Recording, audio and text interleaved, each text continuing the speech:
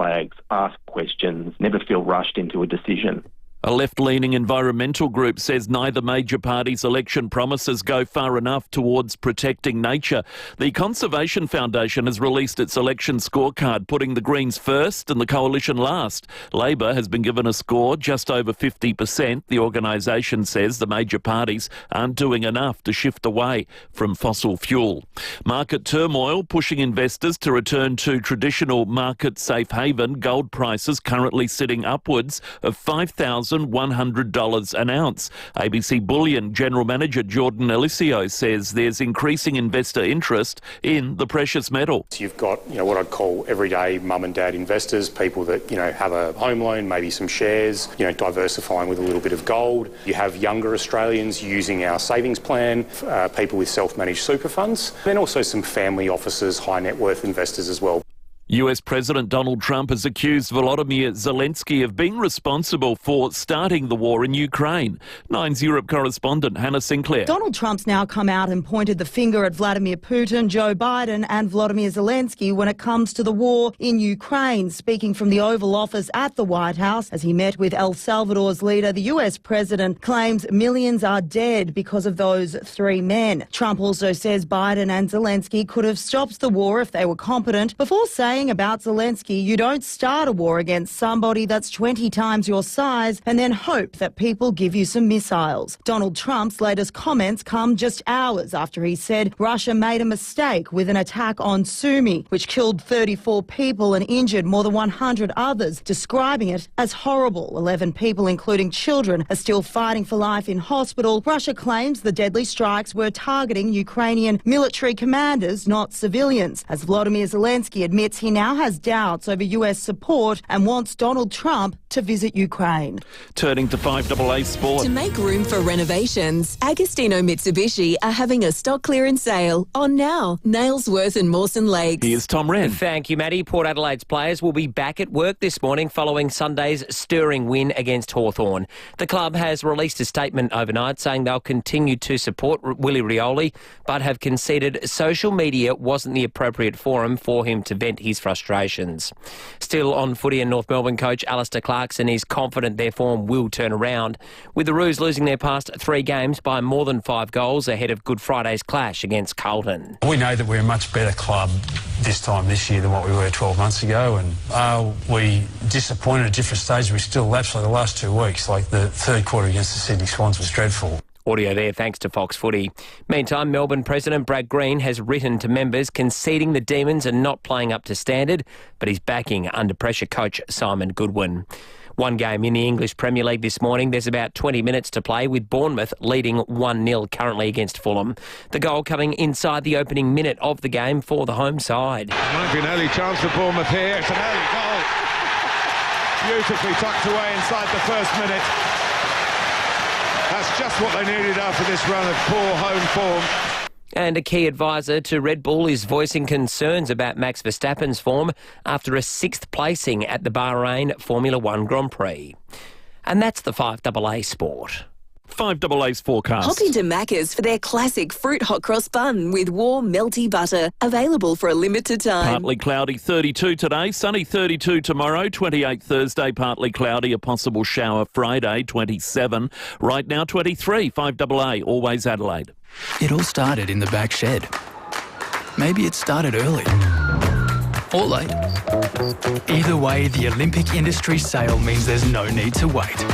With big savings on our entire range of SA-engineered sheds, garages, carports and verandas, you can afford to start something big, tough, or tasty in your own backyard. Start something with the Olympic Industry sale. On now. Buy a car from Edwardstown Mazda and win the ultimate Bali holiday. Flights, accommodation and activities. Plus, get up to $8,000 in savings across the entire range. Only at Edwardstown Mazda, the #1 destination for Mazda in SA. T's and C's apply. Imagine waking up in a home designed for luxury living, where every day brings the opportunity for a morning swim, state-of-the-art wellness amenities, and evenings spent with friends. Retirement isn't about slowing down. It's about living on your own terms. Living Choice has created luxury homes with premium resort-style amenities and a community of like-minded individuals who believe retirement is about living life to the fullest. Make your choice. Living Choice. Go to livingchoice.com.au. G'day, it's Ben from BJ Energy. I'm in the solar and battery industry. At BJ Energy, if you ask for a battery but it works out that you don't need one, we'll be fully transparent and advise against it. It's a very flooded market which has opened up the doors to, I guess, a lot of cheap sales companies and cowboys out there. We come in from the opposite angle to that. We'll design each system specific for that person as opposed to just having an off-the-shelf package. So get in touch with us at bjenergy.com.au. That's bjenergy.com.au. How far would you go for your dream kitchen? And how far would you go to get free installation? How about 15 minutes up the freeway to Balhanna Kitchens by Design? 2. The largest showroom in the Adelaide Hills. Custom build your dream with our award-winning designers and get free installation on your cabinets with laminate benchtops. For a limited time, of course. Balhanna Kitchens by Design. It's not too far to go to make your dream a reality. balhannakitchens.com.au. Streaming live via the 5AA Player app on DAB Digital Radio and on 1395 AM. This is 5AA, always Adelaide. Hyundai Prius is on now with great deals on new and demo models. Visit Hyundai.com.au. David Penberthy and Will Goodings, 5AA Breakfast. 8 minutes after 6, good morning to you and welcome to a Tuesday on 5AA Breakfast. It is April 15. We've got a big morning ahead for you. Phil Curry will join us from the nation's capital with all the latest from the election campaign. Another poll out this morning, 9 newspapers. Phil will talk about this, I'm sure. Paints an ever more problematic picture for Peter Dutton and the Liberals. It's looking safer and safer for Anthony Albanese. We'll delve into that a little bit later. We've got a jury trial to conduct today. We are going to be chatting with Tony Passon, the federal Liberal MP for the seat of Barker. Jade Robran is out on the road for us, and we'll get you across all the big stories happening locally. The other thing we're going to do, David Penberthy, is reveal a bit more information about the moment that changed the federal election campaign yesterday, the announcement of the 5AA Breakfast Democracy Sausage. Good morning to you. Good morning, Will. Good morning, listeners. I don't know if it changed the direction, the trajectory, if you will, of the campaign, but it certainly made it tastier and vaguely more interesting, coming off a low base. But yes, the nature of the sausage, Will and Dave's Democracy Sausage, we like to call it. We insist on calling it. This is the sausage that's going to take the state by storm. And look, we're not getting excited about the actual act of voting the way they do at the ABC. It's a real funny sort of anti-green type. Well, it's democracy sausage time on election day. Everyone gets all breathless about it. But it's a vehicle. It's a vehicle to celebrate the best of South Australian meat and the best of South Australian condiments. And the combination of the meat and the condiments is going to be revealed today. And it's going to be a sausage that makes you proud. I think that's a nice way of framing it. It is going to make you proud. You're proud to be an Australian. Yeah. Well, if you go to Spain, you ask people about chorizo. They get a spring in their step, the Spaniards talking about chorizo. Like it is dead set part of their national identity. Same with the French talking about, depending on where you are, the Lyonnaise sausage, even the andouillette, if you're genuinely brave enough to eat one. My God. You familiar with the contents of that sausage? Yeah, that's too early to talk about it. Seriously, it's putrid. Are you envisaging a future where a Spaniard may come to Australia and ask the locals about your cuisine? They go, well, we've got David and Will's Democracy Sausage. Yes. But we can't eat. Is the Democracy Sausage, this is a point of order too, is it like, how some people have, and Matt Abraham's in this camp, he only eats the hot cross bun in the week leading up to the, Easter. Yeah. Can you eat a Democracy Sausage, midway through the next term of government? You can, even if Australia became a dictatorship, you could still eat them. It could be David Rule's autarky sausage. That's right, exactly. David Rule's 5 decades of consecutive one-party rule sausage. The sausage in perpetuity. We're in it for the sausage, not the election, let me tell you. I like that. But you think about it, pretty much every country in the world has its own sausage. Yeah. Even the Chinese, what do they call them? Lap chongs. You ever had the Chinese one? I think it's a sign of a sort of, once you have culture, you have a sausage. Yeah. Yeah. Anyway, more on that later on. What is it? 2 weeks. 2 weeks Saturday is the election, May the 3rd. So is it set? Is it done? What's the latest twist you recall in an election campaign? When did the Latham Howard handshake happen? How far in? The day before. Yeah. No, I reckon that election was done. Had it already pretty quickly. I think it was one of those things that Australia went on a blind date with Mark Latham, and just before dessert arrived, you went, hang on, she's barking mad, or he's barking mad, not being gender specific about this. I think we all sort of twigged to the fact that he had a bit of a screw loose, Mark. And this is the thing, the Australian people, they got really good BS antennae. Better than caucus in that case. The day he was elected, I remember thinking, crikey, seriously? Because we'd had a bit to do with him up close and personal at the paper in Sydney, and he was one of those guys who was like, yeah, he shot the prominences. He's a real thinker. He's a real iconoclast. And then after a few others went, nah, he's actually just a complete pain in the you-know-what. But, yeah, I don't know. I can't think of any. Oh, well, actually, I really hope Terry and Henley Beach is up, because I'm going to use a John Howard story in a pejorative sense for Howard. I reckon the actual big campaign stuff up of my lifetime was Howard in 2007, when he was getting all these questions about, okay, well, you've been Prime Minister since 1996. If you get re-elected, are you even going to serve out a term? He went on the 7:30 report and he did a hand-on-heart promise. I promise if re-elected, I will definitely quit within 18 months. And I was like, what are you even running for then? Yeah. That was bad. Wasn't there a really bad one in 87 when Peacock was Liberal leader, where they actually, it was the one time they did say they were going to pull apart Medicare? Yes. When was how late in the campaign was... decades of health scares for the Libs? John Hewson being unable to explain the GST. Oh, well, great point. Great point. No, that is it, isn't it? That's the benchmark. The birthday cake. That was with Mike Willisey, and it was during the campaign or on the eve of the campaign? A bit, but even if that's the case, this is getting to Hail Mary territory for Peter Dutton, isn't it? With 2 weeks to go. He needs a Mike Willisey cake, doesn't he? He needs a Mike Willisey cake. Val's calling into the program at 8223 Morning to you, Val. Oh, yeah, hello. I thought I'd just talk about sausages. I come from a place in England called Grimsby. You probably know it because that was where that tanker went down a few weeks ago. And the best sausage is the Lincolnshire sausage. And wherever you go in England for a pub meal, it has Lincolnshire sausages. Lincolnshire sausage? Cumberland sausages. Oh, Cumberland. Yeah, I've heard of I haven't heard of Lincolnshire, but Cumberland, is that the same thing as it, Val?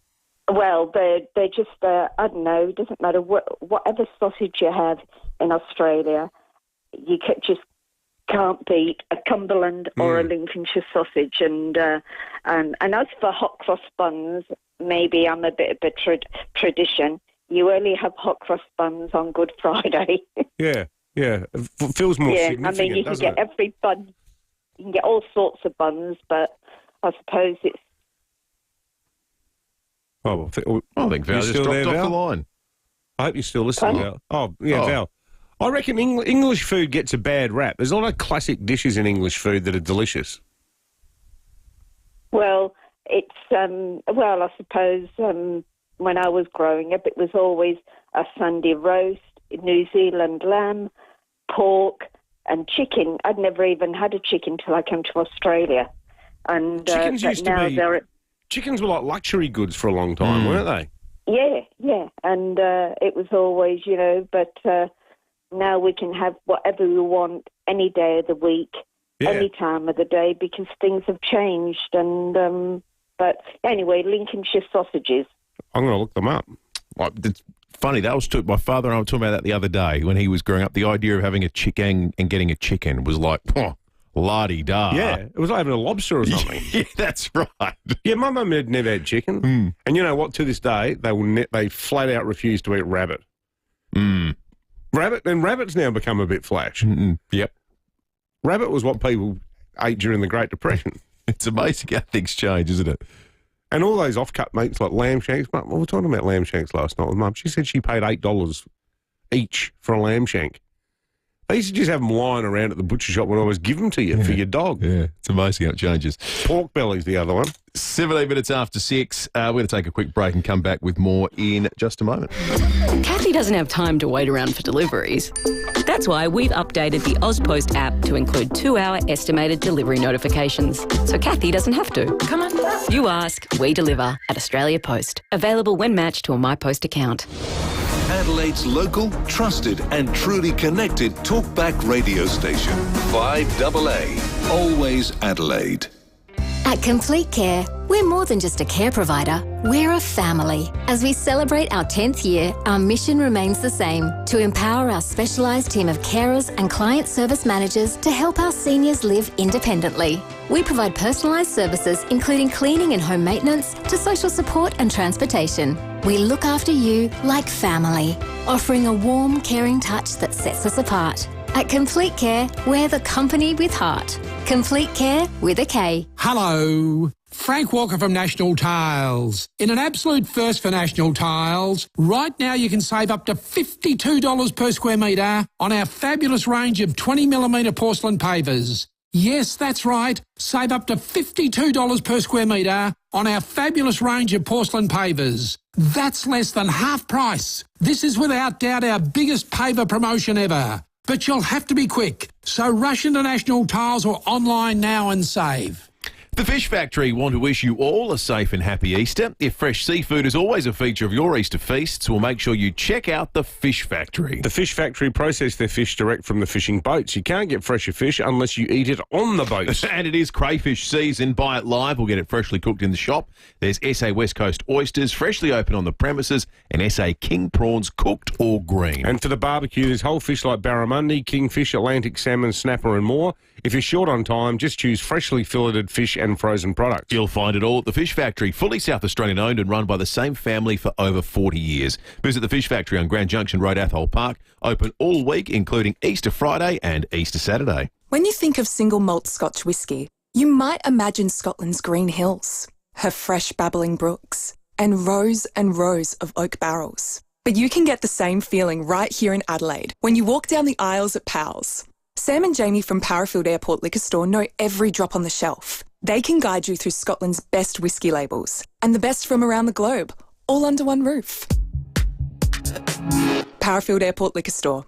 Powell's, next to Roulette's Tavern, Kings Road, Powerfield. 5AA Breakfast is streaming live right now. To watch, simply head to 5AA on Facebook or YouTube. Hyundai Prius is on now with great deals on new and demo models. Visit Hyundai.com.au. David Penberthy and Will Goodings. 5AA Breakfast. 20 minutes after 6, let's jump into the news headlines on this Tuesday, the 15th of April. There's been a fire at the Waldorf School in Mount Barker early this morning. The blaze in an administration building. Emergency crews raced there around 4 a.m. It's believed several people were there for an overnight school camp. That's scary. The building was engulfed with flames. There's a smoke warning that's current for the area, especially on Sims Road where the school is. There's a couple of...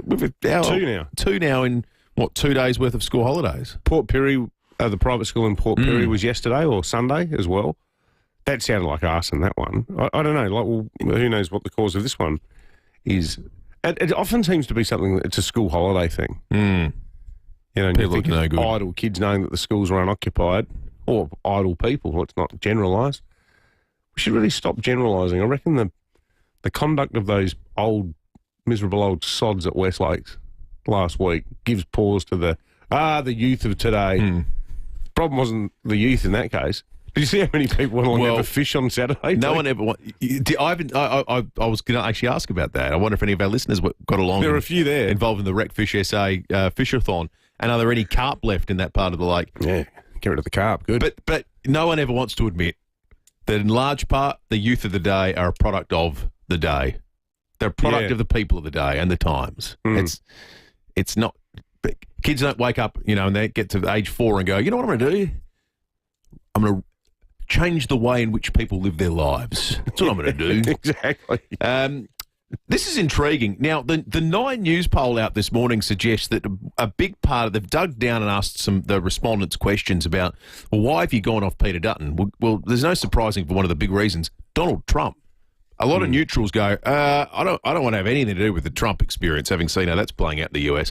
That said, there's one industry in Australia that is delighted at what Donald Trump's doing. That's the Aussie almond industry. With China and the EU putting big tariffs on almonds coming from California, guess who's looking really good? The Aussie almonds. It's boom time in almond land. There's going to be people driving up and down Main Street, Wollonga, on their way to the Almo Hotel going, can I have half a dozen bottles of Moet? Thank you. The celebrations are on. For a nice, quiet Tuesday night drink. Also, the market turmoil is pushing investors to return to traditional market safe havens. Have you seen what gold's been doing? It's unbelievable.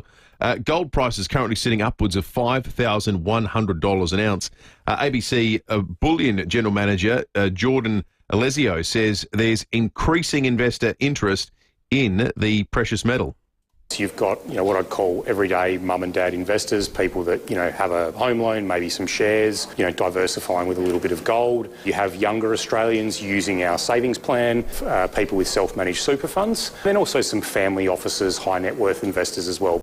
I did a thing the other day. I started reading about rare earth minerals because I thought, I don't know anything about them. I'm hearing a lot about them in the news all the time, so I better find out a bit about what they are.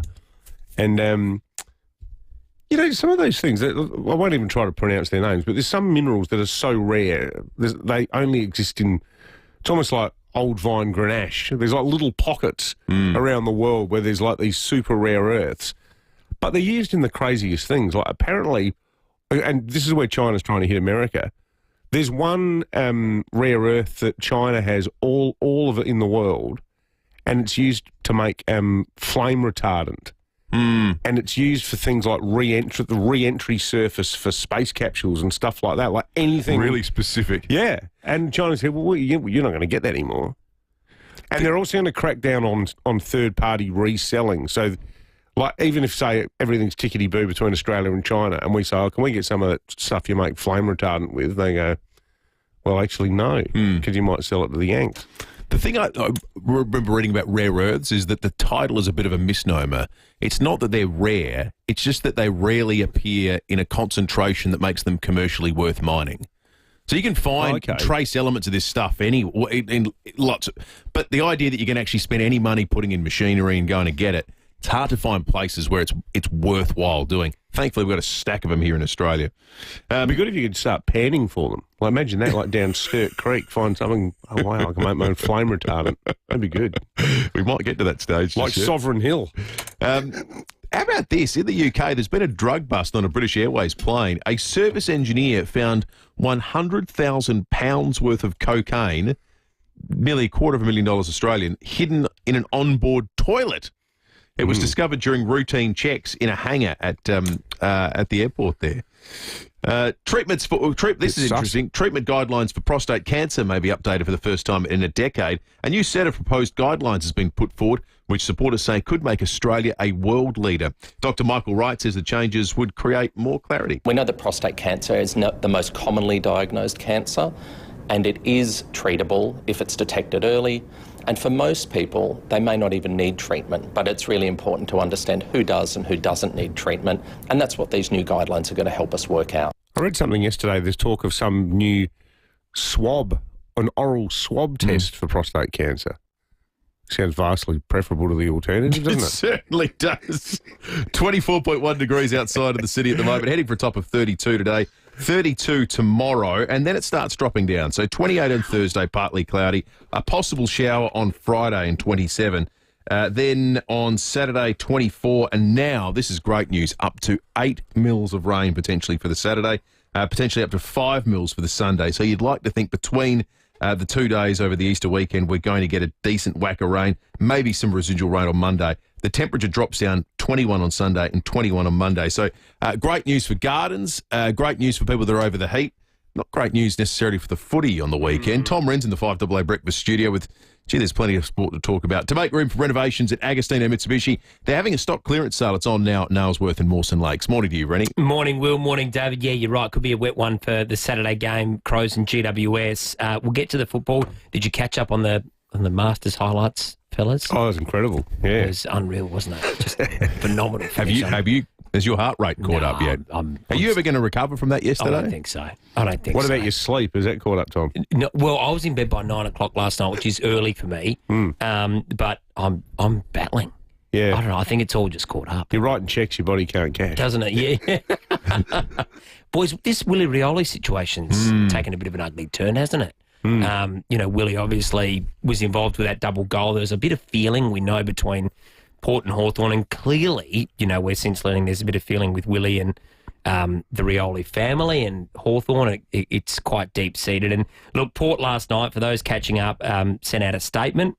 So Willie Rioli sent a fairly, I guess you would say, heartfelt and terse Instagram post about the Hawthorn Football Club and how he doesn't forget, and if you play with fire, you get burnt, etc. He said, "I've got the tweet here. Beautiful. Ready? My hatred for this club goes way past last year's antics. What they did to my dad and my brother is why I can't stand them, not the players." So that's pretty strong. So Port last night, now that was since deleted. Port have sent a release last night saying Willie Rioli and his family continue to carry deep-seated pain and sadness from past family experiences. Despite the depth of feeling Willie and his family have, social media was not the appropriate forum for Willie to share his emotions after the match. Willie understands this. Willie's welfare remains our priority, and the club will continue to provide support for Willie and his family through this time. Now, Sam Mitchell was on Footy Classified. He's the current Hawthorn coach. This is what he had to say when he was asked about the situation. I've obviously read the Port Adelaide statement, and I've had a relationship with Willie for a long period of time. We obviously worked together over in the West, and we've been in regular contact since then. And I hope that we can have a conversation about this at a more appropriate time. And if we do, that'll remain private. But I'm not sure about all the detail around it. We haven't heard from Willie himself at this stage. Probably played it as well as he could have. Pretty straight bat there, but. Well, I think the thing is Hawthorn's got a new administration now. Their new president, former player, Andy Gowes, is a really respected bloke. Fantastic. And it was basically like a people's uprising against the Kennett administration, what happened there. And I think a lot of people probably thought that couldn't have happened a moment too soon, because Kennett, just a genuine egomaniac who was my way or the highway. And Hawthorn had tried to draw a line under this. Like, it's all been settled. There's been a final hearing. The parties have agreed to move on, but clearly the feeling still runs deep, doesn't it? That's the thing, isn't it? So for the family, for the Rioli family. That's right. Everyone else has drawn a line through it, but for them, it carries on long after, doesn't it? So, yeah, it's a bit there. But, yeah, so, look, it was a bit unfortunate that it's come out like that, but that's, like you said, he can't hide how he feels about the club, I suppose. That's what it is. Well, this is it. And this is where I think, think back to the Hinckley fine stuff. All these people are human. Like, football is just another field of human activity, isn't it? They're all people with personalities and histories, and and this is where the straighteners at the AFL sort of need to just let life happen sometimes. Yeah. What do you think? Yeah. Completely. Going to be fascinating when they meet again, but bring on the next week of footy now, it's boys. It's in Tassie next time they meet, isn't it? Yeah. It's a bit of an anticlimax. It is, isn't it? Yep. And, they've got a fabulous record down there, but, we'll see. They're all going to have to fly down, including Ken. Yeah. And fly Maybe back. on the same plane together. Mr. Hinckley, we've upgraded your seat. You're in 3B next to Jay Ginnivan. So. I'd pay to watch that flight. Oh, yeah. That'd be excellent. Good on you, Randy. Thanks, boys.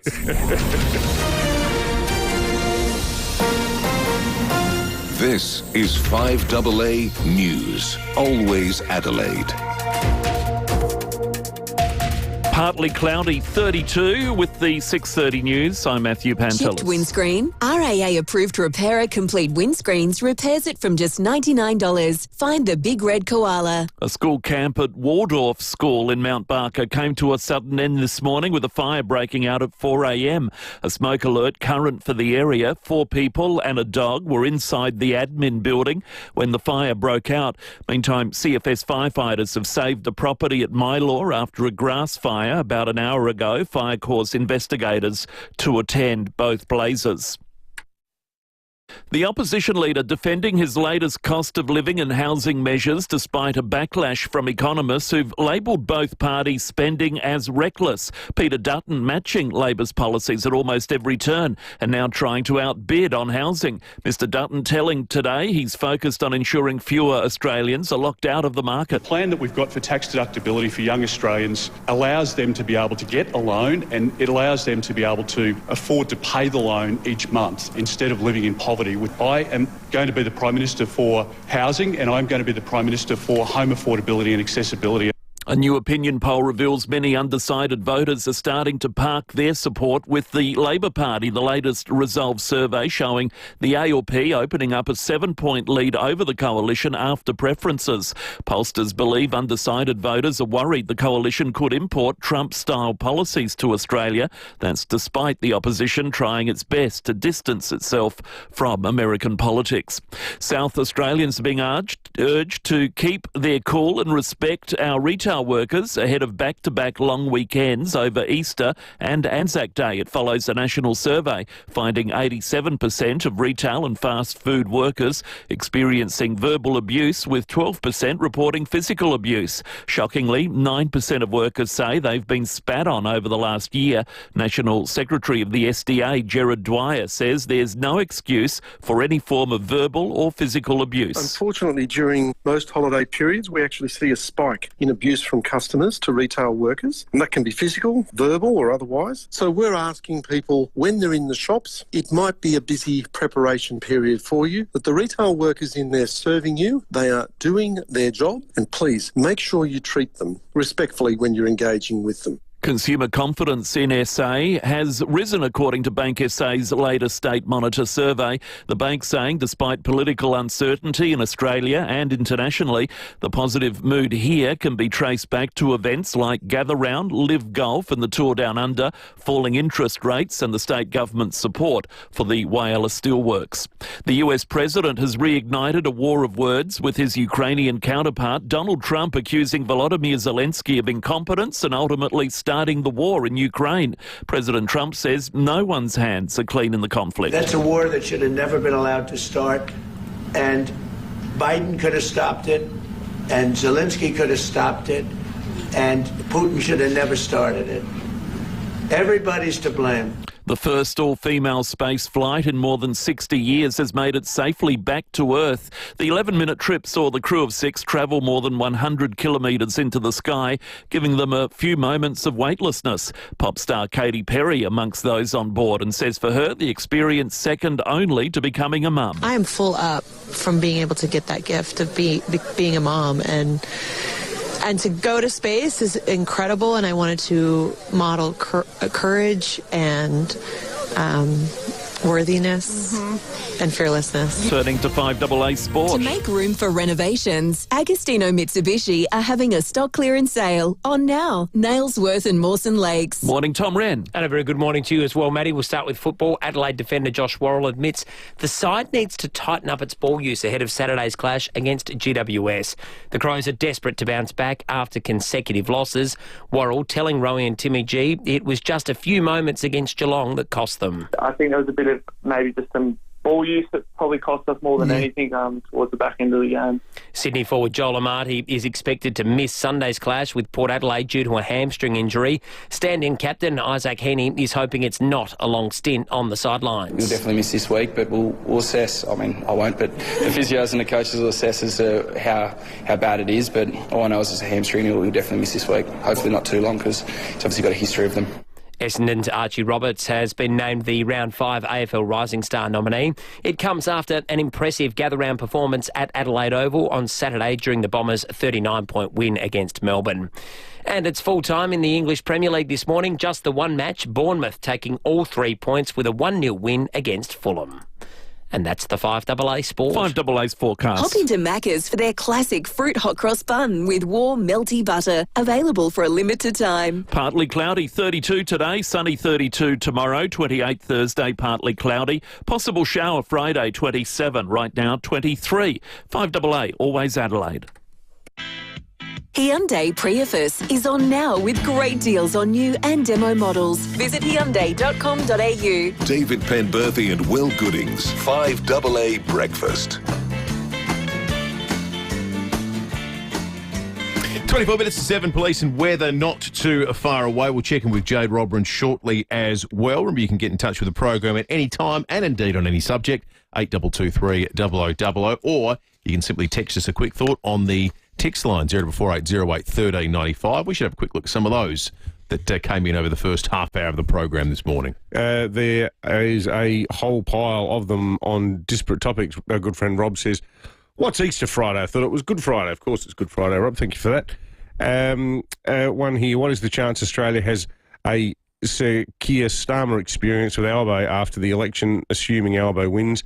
I think it's likely. I just hope everyone admits who they voted for during the next 3 years. Well, I suppose Keir Starmer was a first-termer as well. Yeah, when so the he was an unknown through. quantity. Yeah, that's right. Scott says, I think you're right, Pembo. We do have a good BS radar, but I think that's why Dutton's on the ropes. A couple of solid, well-thought-out cost-of-living policies, he would have romped it in, but he was lazy and thought he'd ride it on the Trump wave. And talking about how rabbit was once a food people ate for economic survival in Australia, and now it's become kind of trendy. Guy very correctly says rabbit stifado in Greece is a delight. Stifado is the Greek word for stew, and they do amazing things with rabbit. One here, Mick says, for Dutton to win, he needs to paint Albo as China's puppy and vote for Labor, and say that a vote for Labor is a vote for the Chinese control of our economy. And coming back to the democracy sausage theme, Big Ben of Clare talking about the 2004 election campaign says Mark Latham will be labelled a sausage short of a barbecue. He was by some people. See, that he was. And Terry, I'm thrilled to hear this one. He said, I'm up and I'm listening. Good on you, Terry. Honey, pickle powder. Put some nuts in that. Pine nuts are going in my sausages. Steak with red wine. Smoky paprika. Grassroots and have some Vegemite in there. Smoked pork fat. You've got to get that juices flowing. Yeah. Oh, yeah. We had everyone calling in yesterday. Ingredients in the 5AA breakfast democracy sausage. The ingredients will be revealed. The final makeup of David and Will's sausage will be revealed after 8 o'clock this morning. We're going to have 20,000 of these produced. And you know what the exciting part is? And maybe we put the cart before the horse on this front. Today we'll announce who's making the sausages. Yes. We probably should have organised who was going to make them before we promised we were going to make 20,000 of them. But thankfully, through the magic of radio, a little bit later today, we will be revealing the sausage maker, and you, David, will be revealing the final ingredients. And also, over the course of the next week or so, we'll reveal how you, as someone who runs a community group, kindergarten, wherever it might well be that's hosting an election polling place, can get your hands on our democracy sausages. That's right. We just narrowly managed to pull it off. Eye for detail, often our weakness here, more certainly speaking for myself, but we not only have a great supplier who has all the meat, they also have all the gear. So have you ever made sausages yourself? No, no way. It's a process. Like, I've done it by hand in my grandma's old mincer, and you have to put it through three times. How many would have you made on that? I made about 40. Okay, and they were big. But getting them into the thing manually, like there's a air pump type handle thing, and you get the casings. I got mine from my mates Dave and the gang down at Good Quality Meats. But a lot of butchers will actually make the sausages for you. Like if you make the mixture. And if you've got a good relationship with your butcher, you can take them in and they'll charge you like a fee, and rightly so, because they're providing the casings and doing all the labour. But they'll tube them up, link them up for you. It's incredible. Well, the good news is we've got someone who professionally doing all that. So you can forget wherever you used to get your democracy sausages from. This is your one-stop shop from here on out. This is going to be a good sausage. Because the problem is a lot of them, like, you know, they have factory sweepings. You know, like, life's too short. There's a time and a place for that. If it's 7 a.m. and you're standing in the freezing cold at, you know, Aberfoyle Park or, you know, out north, Golden Grove, blowing a gale and it's freezing and there's a few cheap and cheerful snags with a bit of onion on some plain white bread with sauce and mustard, that'll do the trick. Or in a hurry at Bunnings, grab one, eat it in the car. But, you know, there's an argument that it's worth paying a little bit more for quality.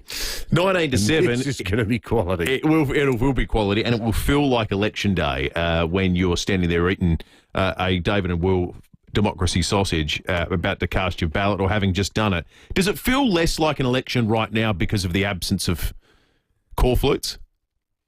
Yeah. I think it really does. 8223000. And I just want to test this thought because we've started. The odd person on the text line has made this point recently, and I reckon but some people are afraid to make it more in a full-throated way because of the concern that, you know, well, no one likes cornflakes. But it feels less like there's fewer reminders around, and it's okay for us. 5AA, we're all sitting here talking about the election all day long. I just, for the psyche of other people, I wonder if it's contributed to this sort of malaise we have in this election that feels like there's a disengagement, the likes of which we haven't seen. And the rule. This is David Speers' contribution to South Australian life because he was the one who, as opposition leader, pushed for the ban. He might come up after 7 o'clock this morning. Yeah, well, he was in the news again yesterday. The only way you can have cornflakes now is on private property. I noticed yesterday. On the corner of Morphett and Diagonal Road, there was a big Nicole Flint Boothby billboard, but that's on a private business or a privately owned property. It's like a mini billboard, not full size, sort of side of the freeway type one that you see on, like, you know, Northern Expressway or whatever. There's someone who lives around the corner from us who's clearly a Labor person. They've got an old Steve Georgianis cornflake in their front yard. But, you're not allowed to put them on public property. John and Colonel Light Gardens, what do you think about the absence of cornflakes in this federal election campaign? I think it's a really bad idea. I know people don't like to see them up there, but what it does, you can see all the candidates who are putting their names up. It really forces people to think about that there is an election coming. And it just seems to take the whole oomph out of it, as you guys are saying. And I think it takes away from the democratic process. And I can't see how they're viewed as being so bad. What's wrong with them up for about 4 weeks, then they're down again. Well, I think it's a terrible idea. Yeah, thank you, John. I suspect you're not alone. We'd like to hear more. Have we got it wrong? Have we got it wrong with regard to banning cornflakes during an election campaign? No, I think most people would be happy with it being banned. I was thrilled that you rang, John, and totally, you know, you can think whatever you want about an issue. You know, that's the way democracy works. But I think a lot of people they get annoyed by the fact that... I think they get annoyed they don't come down. That's it. That's the key thing that drives people mad. But did we... I tell you who would be annoyed. We got any printers listening? How much money would they have lost? Seriously, imagine getting the contract for the Labor will fix the ramping crisis posters. Seriously, there would have been tens of thousands of those things. There is so much less visibility for non-incumbents, for challengers, first-time candidates and others. You just have no familiarity with them. You know the other thing? It's good if you're ugly. Seriously. Yes. Because if you are not exactly, easy on the eye, and you're running against someone who is, it's probably worth 2%. Yep. Catherine in Seaview Downs, what do you think about the absence of cornflakes? I think it's great. I think if I can't get a plastic straw for my Coke, the politicians can't have their Coke. No, that's a totally fair point, Catherine. That's a great point. That's a fair point. Oh, those new paper straws. Bring back single-use plastics. Maybe that'll be our topic after 7. Thank you, Catherine. If you don't drink your coffee within record time, it almost starts biodegrading in front of your eyes these days, doesn't it? Oh, the lids and the the cups. edge. Yeah. I mean, it's your own mouth, so it shouldn't trouble you, but it does. You just look at it and go, ugh, who's been drinking that? I thought, actually, it was me. Lisa on the text line says, I suggest a middle ground for corflutes, allow them at specified nominated community sites. Helen says, I'm with John. Rob says, it's a great point that's being made regarding corflutes. I was wondering what felt different. Keep the thoughts coming in. In the meantime, I'm going to check traffic and come back with police and weather in just a moment. When you cover things, they last longer. The same goes for you. Be sun smart and check UV levels daily. Thanks, Will, and morning, David. Roads not looking too bad today. We're accident breakdown free. Simply got a couple of burst water mains to look out for. One of those is at Flinders Park, Grange Road near Holbrooks Road. Another one at Evanston South, Main North Road near Tiverroy. Got speeds reduced through there. Getting a little busy. South Road at Karata Park. A little slow. Brighton Road, Glenelg East with the camera this morning. Bundy's Road, North Adelaide.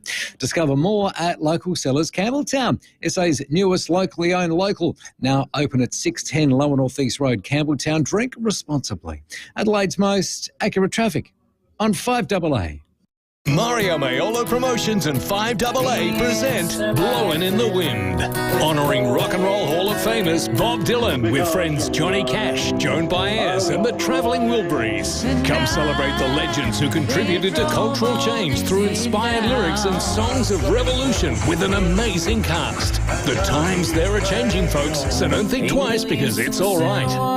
Blowin' in the Wind, Her Majesty's Theatre, Friday 23rd of May. Book now at Ticketek. Hello, Cherry. I'm listening. It's time to celebrate because the Cherry Tiggo 4 Pro is the pick of the bunch as Drive's Car of the Year 2025. Best urban car under $30,000. Tell me more. Cherry pick your own at Southern Cherry Morphett Vale from $23,990 drive away. T's and C's apply. Is your bloated belly making you feel fat and miserable? Introducing new Caruso's Bloaties. Caruso's Bloaties contains peppermint and ginger, which are traditionally used in Western herbal medicine to relieve belly bloating, plus digestive enzymes to help your body digest lactose and fat. So if you're fed up with your bloated belly making you feel fat and miserable, try Caruso's Bloaties today. Caruso's Bloaties is available from leading pharmacies and health stores. Always read the label and follow the directions for use. Transform your outdoor space and turn it into a great year-round entertainment area with an opening and closing roof from Louver House. Our Louver House roof will let in the perfect combination of airflow and sunlight, so you can entertain no matter the weather. Best of all, they're manufactured right here in SA with rain sensors and options like LED lighting. Find out more with a free design measure and quote. See the light with Louver House. louverhouse.com.au. Hyundai Prius is on now with great deals on new and demo models. Visit Hyundai.com.au. David Penberthy and Will Goodings, 5AA Breakfast. 11 to 7, we've got a winning idea on the police home care text line from a listener, and I think this would be quite something on the banning of corflutes. And some people lamenting the fact that there's sort of less political literacy. Tessa and Pareka made that point on the text line now, or less, engagement in the political process since they've disappeared. Well, someone suggested here that there should be a special place you can go to, and the person said a bit like with the Christmas lights. So like Pelham Street for people who like elections. Yeah, like Lobethal. You go there and you drive along slowly in your car and you go, oh, look, there's a Hindmarsh. Yeah. Oh, hang on, is that a Spence? Well, I've got all of them. I've got a Tony Zappia now. I think that'd be great. Oh, we might need to drive a bit further north because the only one we haven't got is a grey. Oh, yeah, did you get dropped?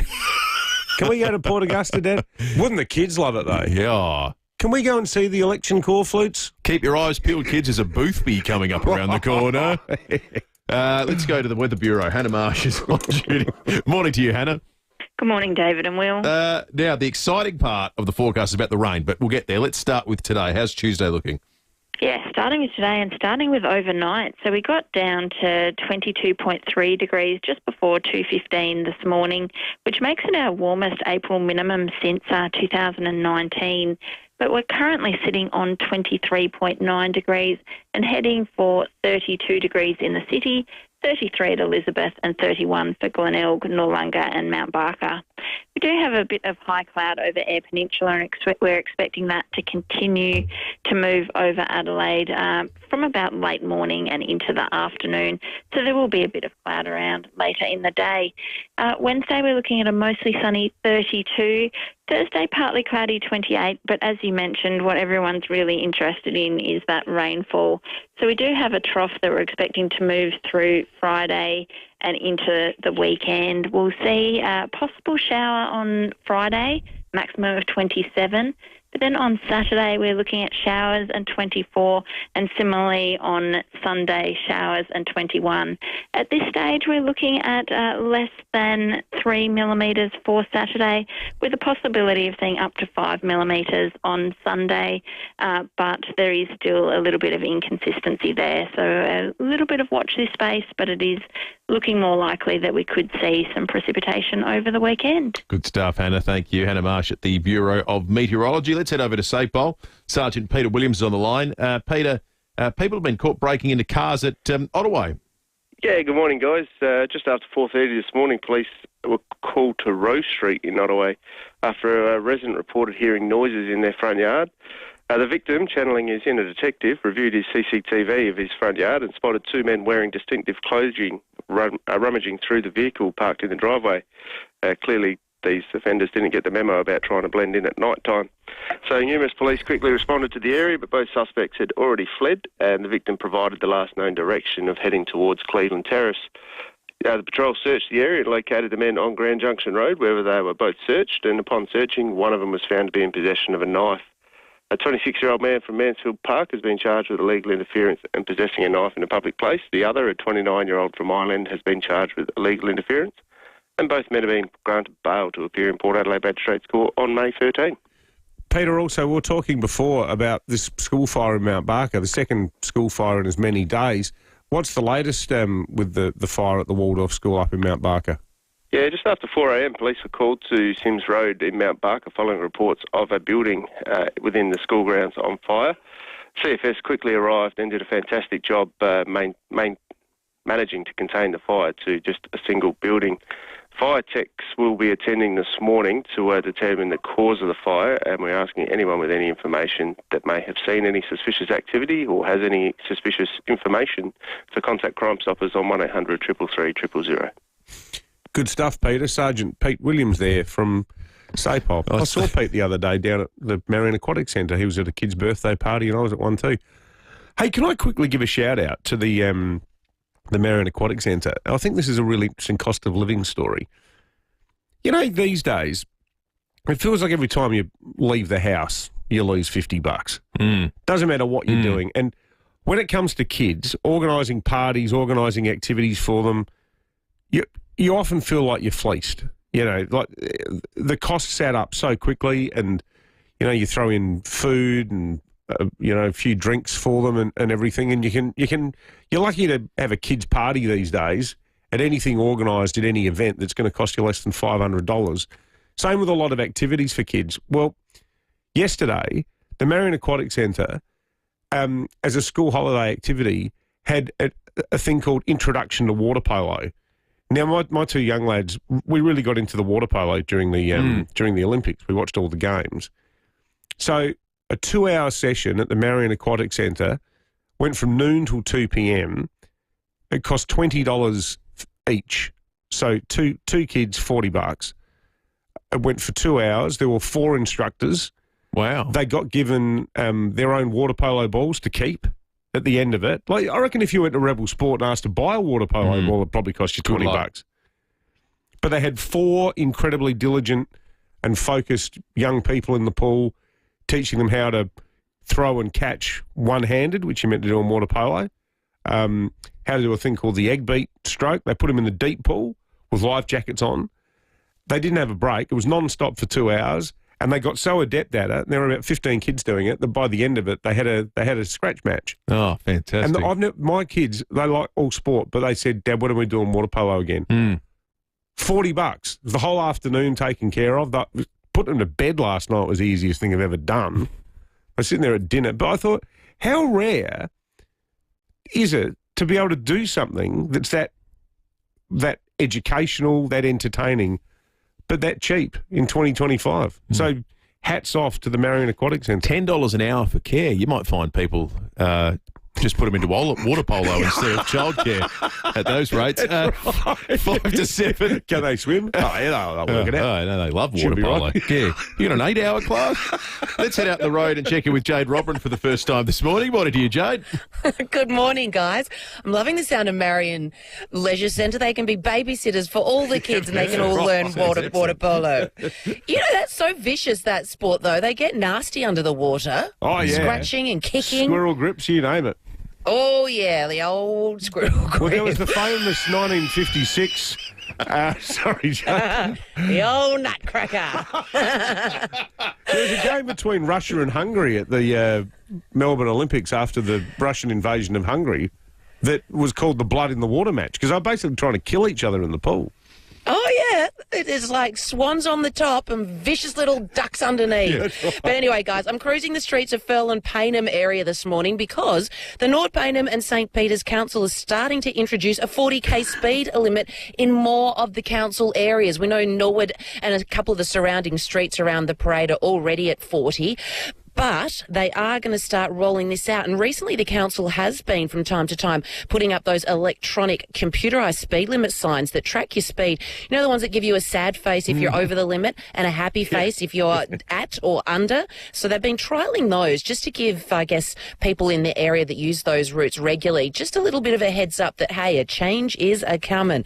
So the new suburbs impacted will include Hackney, College Park, St Maurice, Joslin, Payneham South, Royston Park, Glynde, Firle, Payneham South, and also Trinity Gardens. So we've spoken before in the past. We know Charles Sturt Council has 26 suburbs that are now 40 zones. Unley Council, they recently reduced speed limits along Unley Road down to 40 clicks. And also we know that a lot of those surrounding residential streets are now at 40. So another council has jumped on board and will now trial the 40k zone, guys.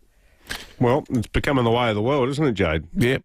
We'd love to hear from anyone who lives in those areas that Jade just read out to let us know. How do you feel about the change? Does it make sense? Is it overdue or is it too onerous? 8223 0000 is the number. Rob, you cracked me up. Rob said what we need to do to get around the issue with corflutes, their absence and, political literacy, is bring out an app like Pokemon where you have to go and catch virtual politicians around your suburb. Look, Mum.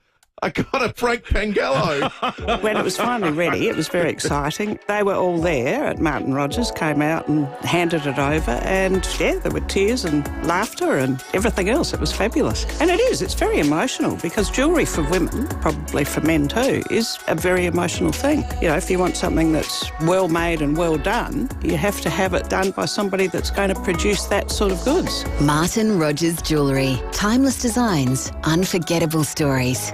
martinrogers.com.au. Right now, Suzuki in the City is clearing Suzuki Vitara demos starting from $24,888 with the biggest range of colours to choose from and the biggest savings. Only at Suzuki in the City. T's and C's apply. Get your wheels from Suzuki in the City. Here at FIVEAA, we're all about supporting local. Barnacle Bill, serving South Australians quality seafood for over 50 years. And remember, it's Barnacle Bill for seafood and much, much more. Hop aboard Steam Ranger's famous cockle train these school holidays with daily trips between Goolwa and Victor Harbour and added services for Easter, the Wood and Boat Festival and Victor Harbour's Twilight Market. For convenience, park and ride from Middleton or Port Helier and enjoy vintage steam trains, classic diesels and heritage rail cars on one of Australia's most scenic coastal railways. For more info, visit Steam Ranger online or on the line with tickets available from the Goolwa, Port Helier and Victor Harbour train stations. Now at Harvey Norman, 10% off selected AEG kitchen appliances plus 10-year manufacturer's warranty. That's right, upgrade to premium AEG kitchen appliances and save. 10% off selected AEG pyrolytic ovens and induction cooktops, plus 10-year warranty. 10% off selected AEG integrated range hoods and dishwashers and 10-year warranty. Experience the premium AEG kitchen range with this amazing offer. Limited time, now at Harvey Norman. Conditions and exclusions apply. The latest local, national and international news for South Australia. This is FIVEAA News. News. Always Adelaide. Partly cloudy, 32 today with the 7 o'clock news. I'm Matthew Make Pantelis. RAA-approved windscreen repairer Complete Windscreens your insurer repairer of choice. Visit completewindscreens.com.au. The second school fire in as many nights in South Australia is under investigation. 4 people and a dog at the Waldorf School in Mount Barker, there for a school camp overnight, had to be evacuated after fire broke out in an admin building. On Monday morning, fire crews attended St Mark's in Port Pirie, where a building was destroyed in a deliberate fire. Sergeant Pete Williams says this fire broke out at 4 a.m. CFS quickly arrived and did a fantastic job managing to contain the fire to just a single building. Fire techs will be attending this morning to determine the cause of the fire, and we're asking anyone with any information that may have seen any suspicious activity or has any suspicious information to contact Crime Stoppers. CFS crews also in action at Mylor at 5 a.m. with a grass fire threatening a property containing it before it could take hold.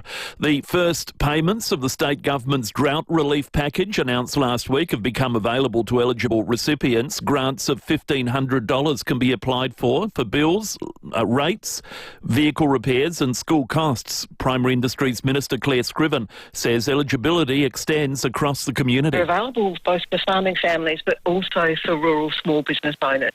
So it's really appreciating the fact that it's not just farmers themselves who are affected, but also the local communities. There's been a major development in the case of Samantha Murphy, the Ballarat mum who disappeared while jogging over a year ago. Christina Hearn reports her alleged murderer has been taken to the area in Ballarat where she went missing. According to the Herald Sun, 23-year-old Patrick Oren Stevenson was taken from prison under heavy police guard to the Canadian State Forest late last year. It's understood the Missing Persons Unit now wants to take the accused killer to the bushland for a second time. 51-year-old Samantha Murphy was last seen in February 2024 when she left her home in Ballarat for a run and was never seen again. A month later, Patrick Stevenson was charged with her murder. He's pleaded not guilty and there's no suggestion he knows where the body of Samantha Murphy is. The trial will begin later this year. Backlash against US President Donald Trump could be pushing Australian voters towards Labor. The latest Resolve poll found 35% of undecided voters are less likely to vote for opposition leader Peter Dutton because of changes brought about by President Trump. 24% said the same about Anthony Albanese. US President Donald Trump, meantime, is being asked to visit Ukraine before a deal with Russia to end the war is made. Ukraine's leader Volodymyr Zelensky urging Mr. Trump to witness the destruction before talks take place. Hungary's parliament has banned public events by LGBTQ communities. The amendment passing with 140 votes in favour, 21 against. In response, hundreds of people protesting outside the parliament, trading the traditional rainbow colours of pride for grey. Some tried to block lawmakers entering the building and were removed by police.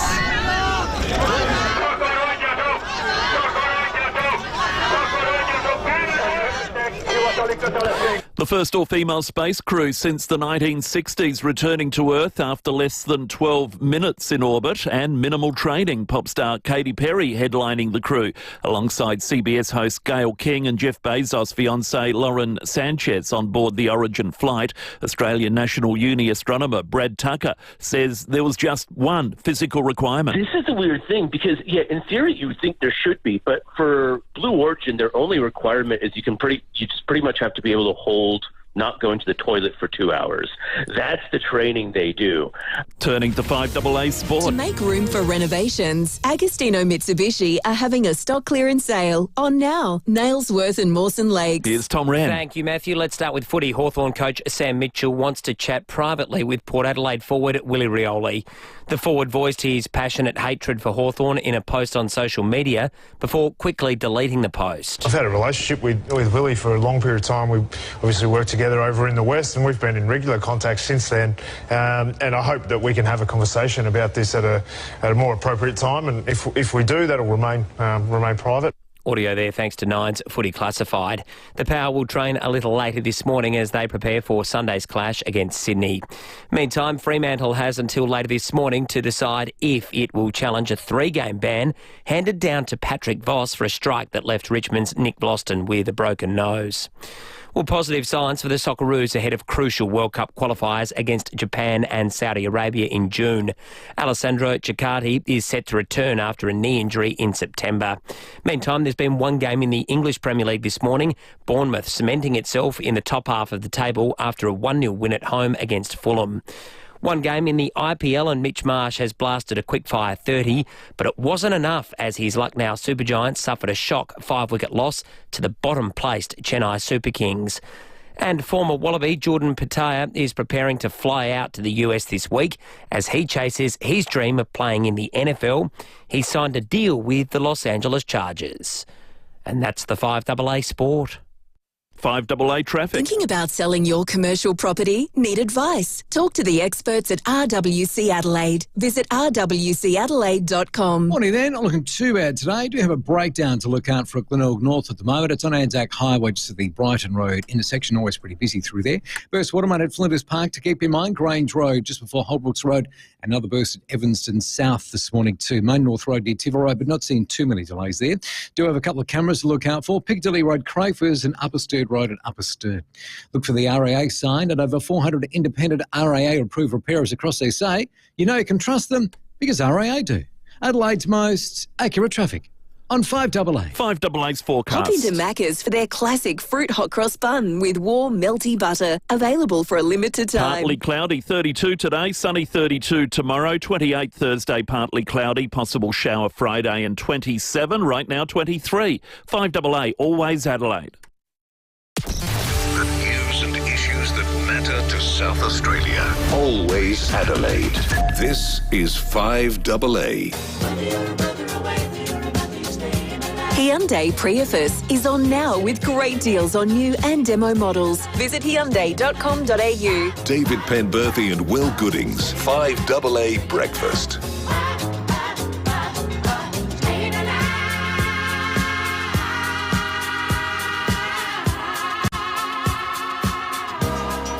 Minutes after 7. Good morning to you if you're joining us for the very first time on this Tuesday, the 15th of April. Phil Curry coming up this hour. We've got a jury trial to conduct as well before 8 o'clock. Then after 8 today, we're going to the big reveal on the 5AA Breakfast Democracy Sausage. What's the flavour? Where are they getting made? How can you get your hands on the David and Will Democracy Sausage? 20,000 of these are getting made, coming to polling places near you. We want community groups to be the beneficiaries of this labour. We're going to tell you how over the course of the next few weeks. Just in time for winter as well. This is going to be a versatile sausage. It's a sausage you can barbecue, you can chuck it in a sandwich, or you can cook it slowly in a pan, maybe with some onion gravy or something like that. A few peas on the side. It's going to be excellent.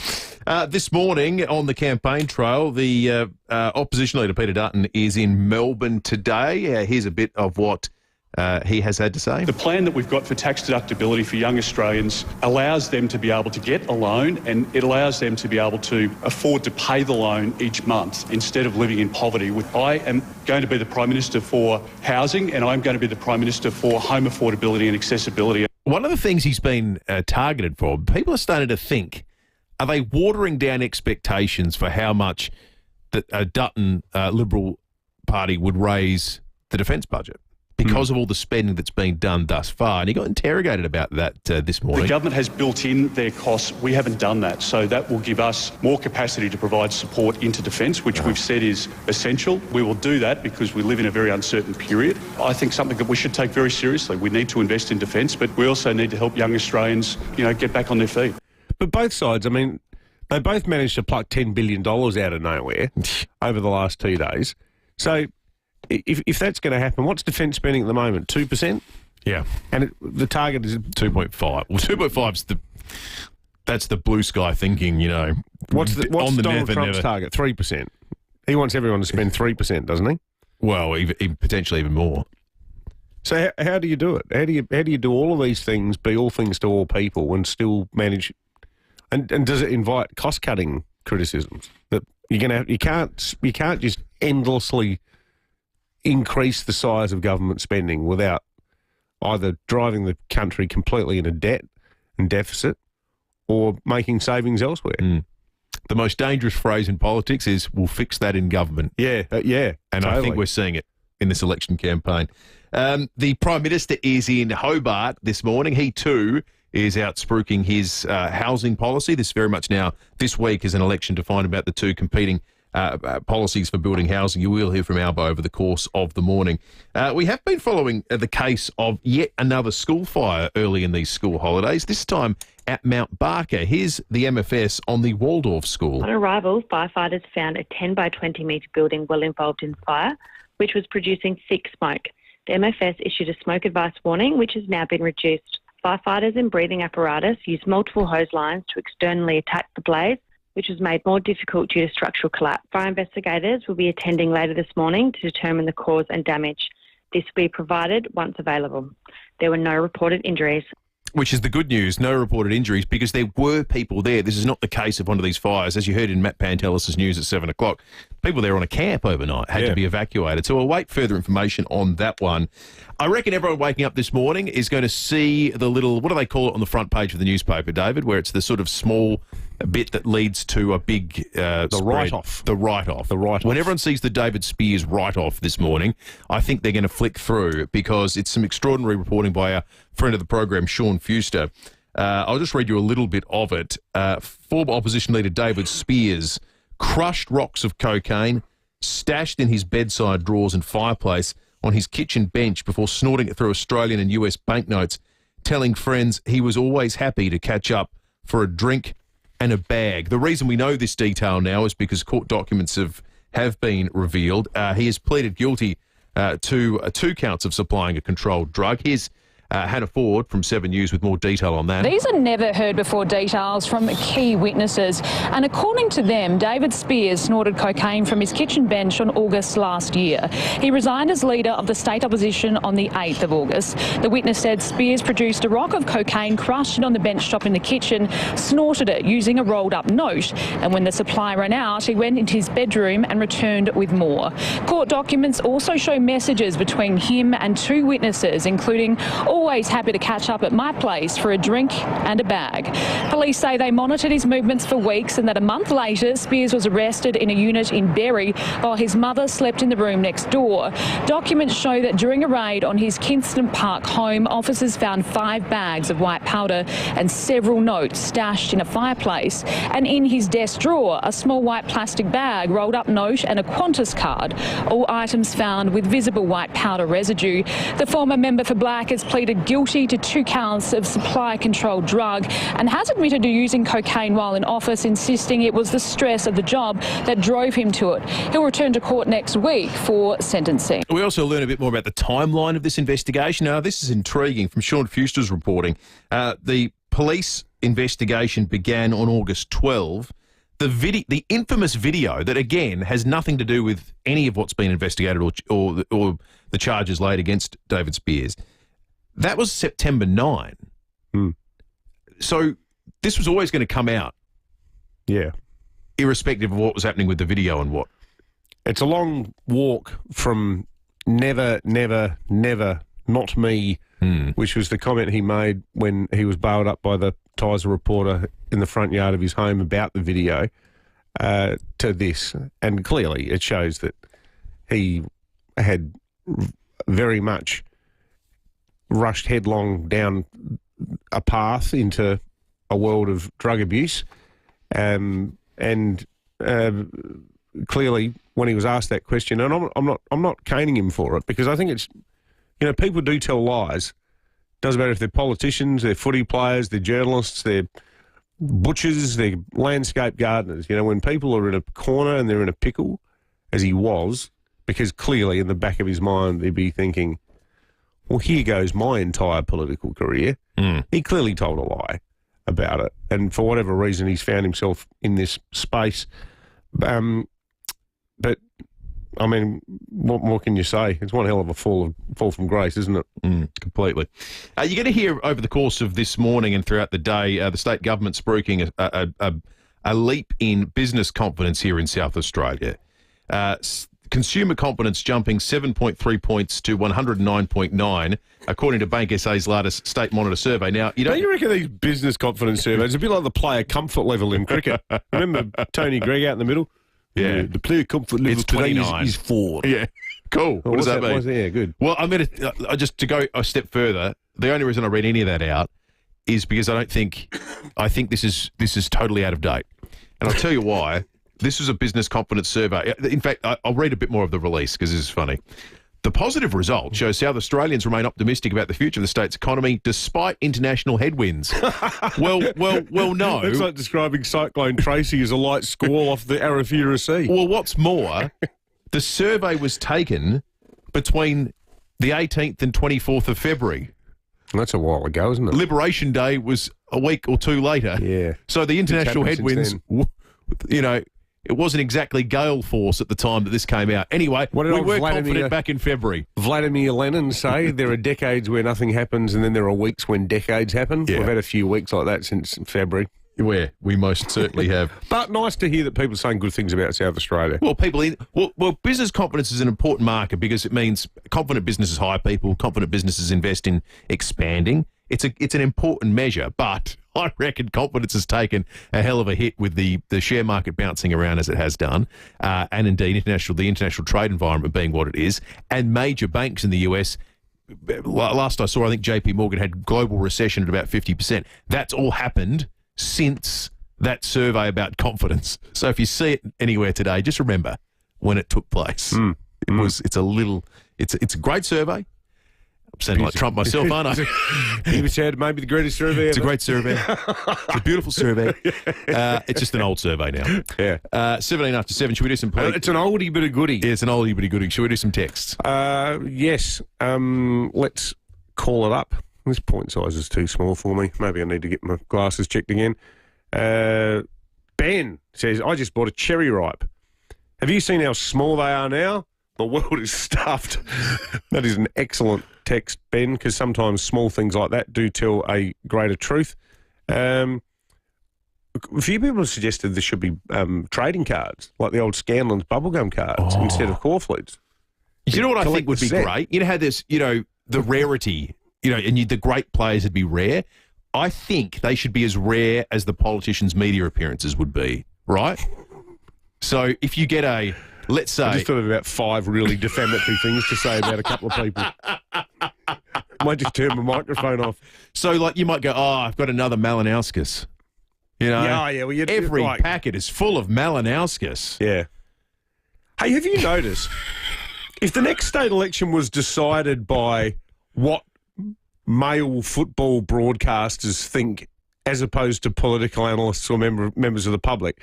If the next election had to be decided by what Brad Johnson, Dermot Brereton, Eddie Maguire, everyone who's involved in calling footy says, did the SATC actually pay the stations and say, look, and I know they didn't. Well, I think they didn't.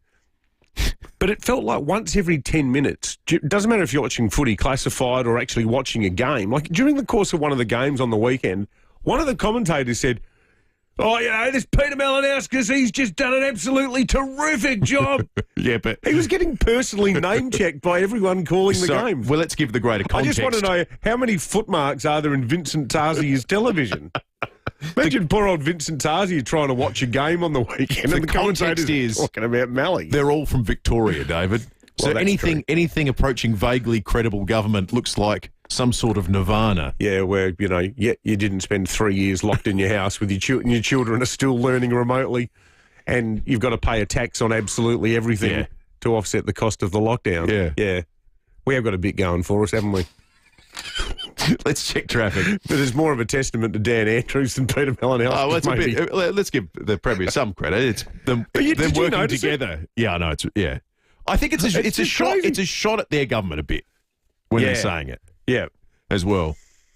Yeah, and the thing is, most of those guys are massive libs. I mean, it was Eddie Maguire who got up and announced at that Melbourne Carbine Club lunch that he'd heard that Dan Andrews was about to quit, and the whole room erupted in cheers. So I think maybe they love the novelty of seeing a Labor guy who's not just utterly embarrassing and inept. Could be. Let's check traffic. Selling your commercial property for top dollar is made easy with the team at RWC Adelaide. Visit rwcadelaide.com. Thanks, Will. At Bedford Park, a small two-car collision on Main South Road near Riverside Drive. Glenelg North, a breakdown to look out for. It's at the intersection of Anzac Highway and Brighton Road. And Flinders Park at Burst Waterway and Grange Road, just before Holbrooks Road. Busy at the moment, Green Hill Road at the Unley Road intersection and slow South Road, Karata Park. Cameras, Coonga Avenue, Ross Trevor, and Piccadilly Road at Crayfus. Build-A-Bear workshops are on at District Outlet Centre these school holidays. Go to districtoutlet.com.au for workshop times before they sell out. Main North Road, Parafield. Adelaide's most accurate traffic on 5AA. 5AA Mornings with Graham Goodings. The government, the opposition have announced multi-billion-dollar plans using your money to win your vote. If this isn't the most reckless vote-buying exercise at the expense of the economy, I've never seen one. Both parties announced a combined $24 billion spending plan, totally disregarding our approaching trillion-dollar debt. Graham Goodings. Both strategies appear more politically expedient than economically sound. Weekday mornings from 9 on 5AA. Always Adelaide. Join the great cover-up and get a Woolco Guardian pool cover. Made right here in SA, a Woolco Guardian pool cover will preserve your chemicals, keep your water clean, and you won't need to run your pump.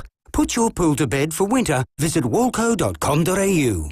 Buy a car from Edwardstown Mazda and win the ultimate Bali holiday. Flights, accommodation and activities. Plus, get up to $8,000 in savings across the entire range. Only at Edwardstown Mazda, the #1 destination for Mazda in SA. T's and C's apply. You don't just do a good barbie, you're the tong master. You're not just flipping snags, you've earned the title Backyard Hospitality Director, so you deserve the very best outdoor kitchen from Adelaide Outdoor Kitchens. Choose from the best appliances out a bar fridge or a pizza oven, or stun your guests with one of their custom-made concrete bench tops. They do indoor concrete bench tops too. These handmade bench tops can really update any kitchen space, custom-made for you, every piece unique, especially for you. Call for a consultation and quote today, or visit the Seaford Meadows showroom on Farrow Circuit. The best backyard hospitality directors choose Adelaide Outdoor Kitchens. Go to adelaideoutdoorkitchens.com.au. Hi, I'm Lynn Andrews. The Lynn Andrews team have seen a lot of change in real estate over the past 50 years, but one thing remains unchanged: our passion to help people invest in their future. To build strong property portfolios in either the residential or the commercial sectors. Our commitment to property investment over the years means we have a wealth of knowledge to share. We're here to help you. Visit lynnandrews.com.au. Got something big to budge? Budget with Budget. Little trucks, big trucks. You can do it all in a budget rental truck. Get exactly what you need and at a great price too. So remember, whatever you've got to budget with a budget rental truck. Budget car and truck rental. Call 13 27 27. That's 13 27 27. Budget with a budget renter truck. It's quick and cheap. Well, have your luck when you budget with a budget renter truck. Doing day-to-day things online has made our lives easier. Paying bills, shopping, banking. It all makes perfect sense to do online. But what doesn't make sense is doing your will online. It's fraught with potential problems and can leave a mess behind. From the simplest to the most complex wills and estate plans, Donlan Lawyers can answer your questions and help carry out your final wishes properly. For wills and estate planning, visit donlanlawyers.com, Hindmarsh Square, Adelaide, and Ocean Street, Victor Harbour. Rosanna Mangiarelli here from 7 News. Join me and Will Goodings for Adelaide's leading news hour, 7 News, tonight at 6 o'clock. Hyundai Prius is on now with great deals on new and demo models. Visit Hyundai.com.au. David Penberthy and Will Goodings, 5AA Breakfast. 24 minutes after 7. Vincent Tarsier was listening in as we were chatting about the Victorian sports establishment all being enamoured with our premier, and he said, don't worry, I was just the only thing that I was worried about was the Crows losing. I don't think he's losing any sleep about the fact that Brad Johnson or Luke Hodge were saying, oh, geez, how good's this doing? I love it. I want to move here. But, yes, keep your mind on the football. Things that really matter. Yeah, something that does matter at Mount Barker this morning is this fire at Waldorf School. Mitch Sariovsky for 7 News is at the scene. Mitch, good morning to you. Just describe where this fire has taken place and whether the smoke's dissipated, because we had some reports earlier that it was causing some issues for people nearby. Yeah, that's right. Good morning, boys. It was around 4:20 this morning when the alarm was raised here at Mount Barker's Waldorf College. Now, emergency crews, they raced to Sims Road when it's an out-of-school hours care building that erupted in flames. So teachers who've been staying in nearby buildings on the school grounds managed to evacuate safely. The MFS did issue a smoke advice warning, warning local residents to close their windows and stay inside. And that's because the smoke was incredibly thick. The building and everything inside has been destroyed. Fire cause investigators, they're currently here at the scene. They're trying to work out if this was deliberately lit. And guys, you'd know, it comes a day after a classroom at St Mark's College in Port Pirie that went up in flames. Police are still looking for those suspects. And boys, this would be devastating if it were to be suspicious on the second day of school holidays. Yeah, no, it certainly would be. So is there any talk, Mitch, about, has there anyone been seen in the area or anything like that? I know it's early days. Well, that will form part of the investigation with police and the fire cause investigators who are currently on scene. I have spoken to a few residents this morning, and they didn't see anything. They heard an explosion when the OSH building went up in flames. But where I am at the moment, it's a nice country school which is full of greenery. So houses are further back from where the building went up in flames. So I'm sure we'll be able to shed some more light on 7 News throughout the day. Good on you, Mitch. We'll catch that a little bit later. Mitchell Sarabsky from 7 News. Has anybody been to see the Minecraft movie yet? And did you attend a screening where anything crazy happened at the point where Jack Black says, "Chicken jockey"? Which, this is really hard to explain, folks, but this has become this thing. Literally in the last 72 hours, this worldwide phenomenon where kids in the Minecraft film, Minecraft being the block characters where you build your own worlds and that, but there's a scene in the movie where a chicken gets into a boxing ring and it's going to fight a guy.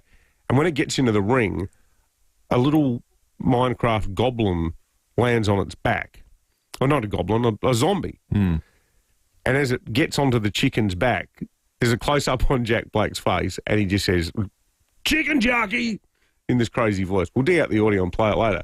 But that has become a cue for every kid in the cinema to go absolutely berserk and chuck their popcorn. Now, my mail is that it happened at Marion a couple of days ago. And they actually almost trashed one of the cinemas. Like just the clean-up afterwards, and there are videos doing the rounds on YouTube. There was a fight yesterday on the Central Coast of New South Wales, which of itself is probably not news because there's fights up there in places like Erina all the time over nothing.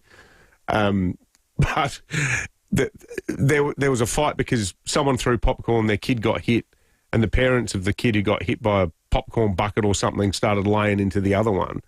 There's also, it's become a bit of a contest, though, where people want to upload the video of themselves going nuts. There's one where a kid has smuggled a live chicken into a cinema, and at the chicken jockey queue, he stands up with a chook, a real chook. I read this fascinating article about the Minecraft movie, about this kind of audience engagement, where this person said, there's all these old school reviewers, people, I put myself in this category too, all these people from a previous generation who go, this is one of the worst bits of cinema ever made. And everyone who says that entirely misses the point about why this movie's been made and what kind of engagement it's getting. Right now, it's the biggest movie in the world by a mile. The way in which kids are engaging with this, it's about this kind of social media phenomenon. It's being part of it, coming together and being in these weird moments. Well, it's like the whole genre is called brain rot. You familiar with that term? No. So YouTube kids videos, brain rot videos, it's things like, and often they creep me out a bit because a lot of them are like old English guys doing these little weird videos, but it's like, okay, now I'm going to try the 10 sourest lollies available in the market. Oh, yeah. And they've got all these sours, and they go, ah! But there's all these crazy graphics laid over the top. And most of the videos, like, I tell you what, like, got to help the attention span of the future generation. Most of the videos go for less than 90 seconds. Like, they're TikTok-type videos. And they just go bang, bang, bang, bang.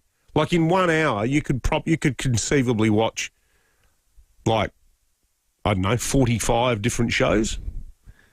It's entirely conceivable that whilst 10 years ago we were lamenting the death of cinema, hoping that there might be more versions of, Pulp Fiction or great to bring Goodfellas people or back. something, yeah. The reality might be cinema is going to be okay, but it's going to be on the back of Chicken Jockey.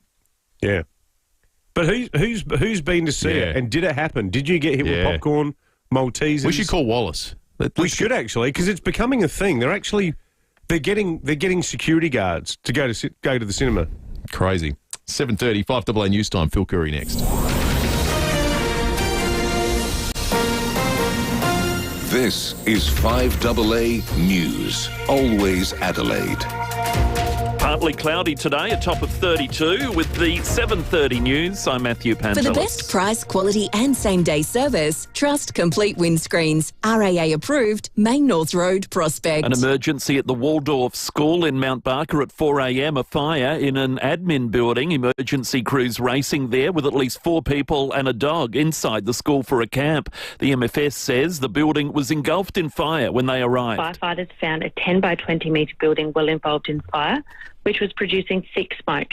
The MFS issued a smoke advice warning, which has now been reduced. Firefighters and breathing apparatus used multiple hose lines to externally attack the blaze, which was made more difficult due to structural collapse. It's the second school fire in 24 hours after St Mark's in Port Pirie had a science and canteen building torched overnight yesterday morning. The hunt for that arsonist continues. Another fire under investigation at Mylor. The grass fire threatening a property before it was contained at around 5 a.m. A motorbike rider in hospital following a rear-end crash in O'Connell Street, North Adelaide last night. The rider, a 34-year-old man from North Adelaide, taken to hospital with serious but non-life-threatening injuries. The driver of the Mazda 3, a 31-year-old woman rear-ended by the bike, was uninjured.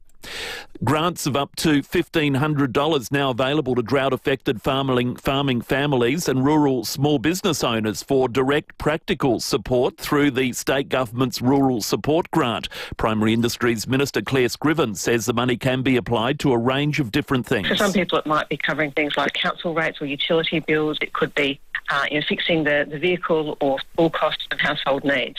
So it's a very broad grant that is available, and I would encourage people to contact rural business support to start that process. The Prime Minister says Labor's fee-free TAFE initiative is the key to unlocking the the dream of home ownership. Labor has committed $10 billion to build 100,000 new dwellings, even though a previously promised 1.2 million has been hampered by ongoing construction and labour shortages. Anthony Albanese telling Today there'll be enough skilled workers to deliver the thousands of new homes promised. That's precisely why one of the big arguments in this campaign is over free TAFE. We've got 600,000 people have enrolled in free TAFE. Around about 40 to 45,000 of those are in construction. I've met apprentices doing everything from electrical to carpentry and joinery. Meantime, Donald Trump appears to be turning voters away from the coalition. Reporter Carolee Katsimbanis says the latest poll points to a US link to our federal election. A Resolve strategic poll for SMH The Age found on a two-party preferred basis, support for the Liberals and Nationals has dropped to 46.5%, down from 50% a month ago. Donald Trump's actions caused 35% of undecided voters to say they were less likely to vote for Peter Dutton, and 24% say they're less likely to back Anthony Albanese. Core support for the Greens remains at 13%, independents have risen to 12%, and One Nation has slipped to 6%. Small businesses across SA are being warned to watch out for bad eggs over Easter, with concern about a spike in AI-generated scams. A new survey revealing more than 4 in 5 small businesses experiencing a cyber incident in the last year. The survey by Cyber Wardens program also found 3/4 of businesses believe advancing tech like AI poses an increasing threat to their business. Spokesperson Kimberly Roberts-Sarley says it's a timely warning, with scam activity typically spiking over holidays. What we saw in our previous research is that cybersecurity threats were the 3rd most concerning threat for small businesses, but that has risen, and it's even more of a concern now than energy prices, which in the past were at the very top. Meantime, the Bank SA Confidence Survey finds optimism in South Australia has risen 7 points. Researchers say CT scans could be responsible for about 5% of cancers diagnosed every year. The study, using a a computer model to estimate radiation levels from the diagnostic tool. And children born to mums with diabetes could be more likely to develop ADHD. Edith Cowan Uni examining 200,000 mother and children pairs, finding a mum link between the conditions and higher symptoms of the neurodevelopment disorder. Turning to 5AA Sport. To make room for renovations, Agostino Mitsubishi are having a stock clearance sale on now. Nailsworth and Mawson Lakes. Tom Rand, good morning. Good morning to you as well, Matty. We'll start with footy. Hawthorn coach Sam Mitchell has signalled his intent to chat privately with Port Adelaide star Willie Rioli.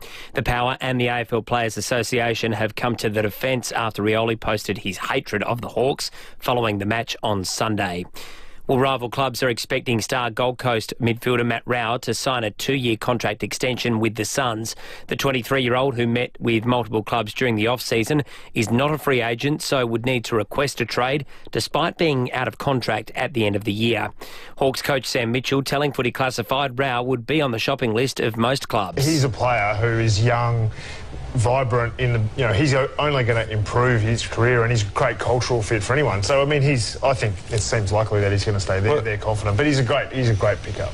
Meantime, Essendon's Archie Roberts has been announced as the AFL's rising star for round 5, following his 28 touches and 8 marks against Melbourne on Saturday night. Let's get to soccer. Bournemouth has jumped up to 8th on the EPL table following a 1-0 win against Fulham, the winner coming in the very first minute of the match. Might be an early chance for Bournemouth here. It's an early goal. Beautifully tucked away inside the first minute. That's just what they needed after this run of poor home form.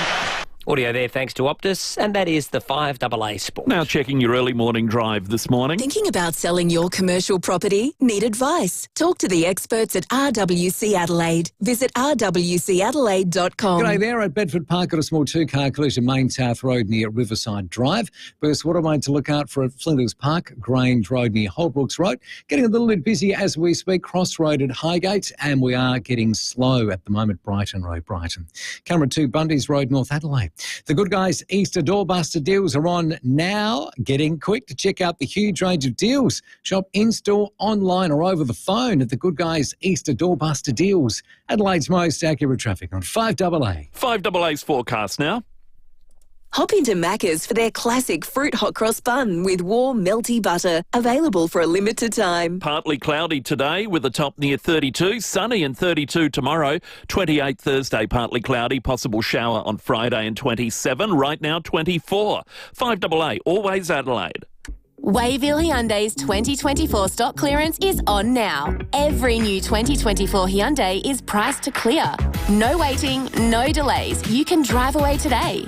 Did you know you can always get your car in quicker for a service at Wayville Hyundai?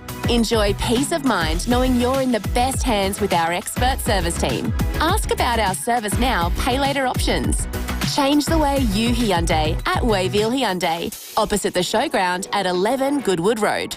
Signs you may have big D envy. You've been invited to a mate's house to watch the footy, but you decline. Another mate's having a birthday bash. You make up an excuse not to attend. And finally, you feel like your partner is comparing what you have to what your mates have. Avoid Big D envy. Get in touch with Big Difference Home Improvements. From outdoor blinds to stunning verandas, pergolas, timber decking and carports, Big Difference Home Improvements will change your life. BigDifference.com.au. Now, it's not an Easter feast without a trip to the Adelaide Central Market. They're open for the lead up to Easter, making it easy to find everything you need. Find your inspiration and ingredients with over 70 stalls under one roof. We are going to be doing our show there on Thursday, and nothing says Easter like the Central Market. Best place to get all your Easter favourites, from a huge range of fresh produce, house-made Easter goodies, including hot cross buns, the freshest SA seafood, chocolates and sweet treats. The Adelaide Central Market will also be open for extended trading on Thursday from 7am to 7pm. That includes a kids' Easter trail, free face painting and live music. And then on Easter Saturday, the free activities return to keep the little ones entertained, and you can shop 7am to 3pm. We'll see you there Thursday. For full Easter trading hours, visit AdelaideCentralMarket.com. Right Price, Adelaide's best in heating and cooling, has risen to new heights. Literally, Right Price are now your roofing people too. Same exceptional service, value and quality. From total roof replacement, including tiled roof installation, to tile roof repairs, cleaning and painting. And for peace of mind, a rock-solid quote. So the only surprise you'll get is how magnificent your roof and home looks. Do it right. Visit rightpriceroofing.com.au. You can get your roof right at Right Price. Steinborner has done it again. The Jack T9 Ute has landed at Jack Motors in Gawler. Enjoy a 5-star ANCAP safety rating, 7-year unlimited K warranty, 7-year roadside assist and 7-year capped price servicing. The Jack T9 impresses with a turbocharged diesel engine, 4x4 dual range transmission, 3-tonne towing capacity and can easily handle a full-size Aussie pallet with 1,045 kilo payload. All this from $45,980 drive away. Jack Motors, it's well worth the trip. Gawler, Barossa and Clare or at gawlerjackmotors.com.au.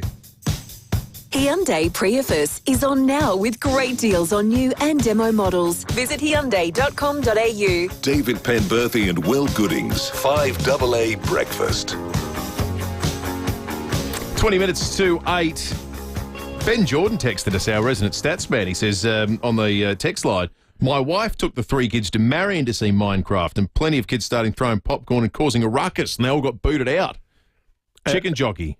Another listener, Dan, he texted saying white staff walked in yesterday and made their presence felt leading up to the scene, as if to say to all the teenagers, I dare you. So it's a thing. Make my day. 19 to 8. Let's head to Canberra. Phil Curry is the political editor of the Australian Financial Review and on the campaign trail. Morning to you, Phil. Yeah, morning, Will. Dave.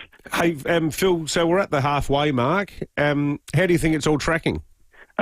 Towards Labor. Every poll comes out, shows that it's just the vote is starting to solidify more and more behind Albanese and Labor. I think if the election was held this weekend, there's half a chance Albo would form majority government again. I think, going by the polls, I think that's now well and truly back in play alongside the minority government option, which is still a possibility. They've still got to get enough seats. They've got to offset what seats they're going to lose in Victoria and try and pick up a few more around the place. But it's looking tougher and tougher for Peter Dutton. But 2.5 weeks to go, midway, who knows? Phil, there's been lots of analysis that suggests that Peter Dutton's momentum stalled out because of the Trump factor. Do you think that's a sort of convenient explanation that then doesn't require a bit of self-reflection on part of how the Libs campaign's been run and when they've made policy announcements and so forth, or is it fair enough? Oh, no, I think both will. The Trump factor, we've discussed it on the show extensively, is a factor, and it's a significant factor, and you can almost time the switch in momentum or the expectation amongst voters to the time Trump bullied Zelensky in the White House, and that's when sort of things sort of began to turn. So I think it's a significant factor, but it's not the only factor. I think you're right about leaving policies too late or not having them properly developed and just sort of rookie errors you tend to make when you've not done a campaign before. I was really surprised on the weekend, for example, that they both did their launch on the same day. Peter Dutton in Sydney and Anthony Albanese in Perth. When you do your campaign launch, that's the one day in a campaign you're guaranteed to get the news to yourself. And by choosing to do it the same day as Labor, all the Liberal Party basically guaranteed was a draw, and when it's a draw, it's a loss because if you're behind, and I don't know, I bet you a lot of your listeners on Sunday night sort of had no idea what was announced. It's just a wall of dollar signs and promises. It was hard to pick through it all. There was so much. Both sides released a tax policy and a housing policy, and I don't think anyone sort of came out ahead at the end of that day. It was just a big load of where's all the money coming from. So, little errors like that, I reckon, they don't help your cause when you're the underdog. And you've got to remember they've always been the underdog. Mathematically, it's nigh on impossible for them to win the amount of seats they'd need to win to form majority and precedents against it. We've always, I think 1931 was the last one-term government we've had. So it's sort of settling into a more familiar pattern, I would suggest. You know Albo really well, Phil. You've been covering him for almost 30 years. Scallywag. Yeah, that's right, scallywag.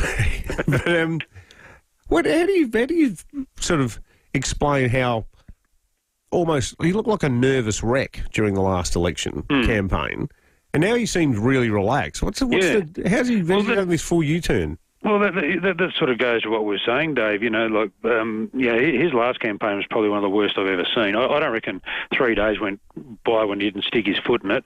And this is not. This is for real. The weekend he was off with COVID was the best week they had in terms of the polling, and both sides said that afterwards. They track these seats, how they're going in various marginal seats, and the week Albo was benched with COVID and Chalmers and Penny Wong and the rest of them took over was the best week they had. He got across the line at the last election because people were just so hostile towards Scott Morrison, and we all sort of had this aberration. But you've got to remember, Labor only got 32.6 of the primary vote last time.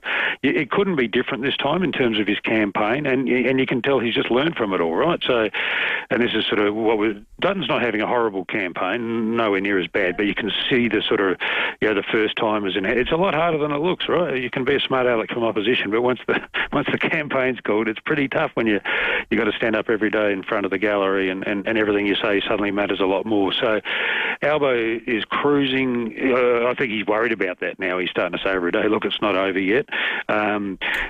One thing they did is they announced nearly all their stuff before the election. He's not doing anything hard. He's not announcing anything controversial. He's not defending anything controversial. So all he has to do is stand up every day and not mess up, and sort of not damage the sort of poll vibe. Whereas Dutton has to catch up. He has to win days, and this goes to my criticism: why'd you do the launch on the same day?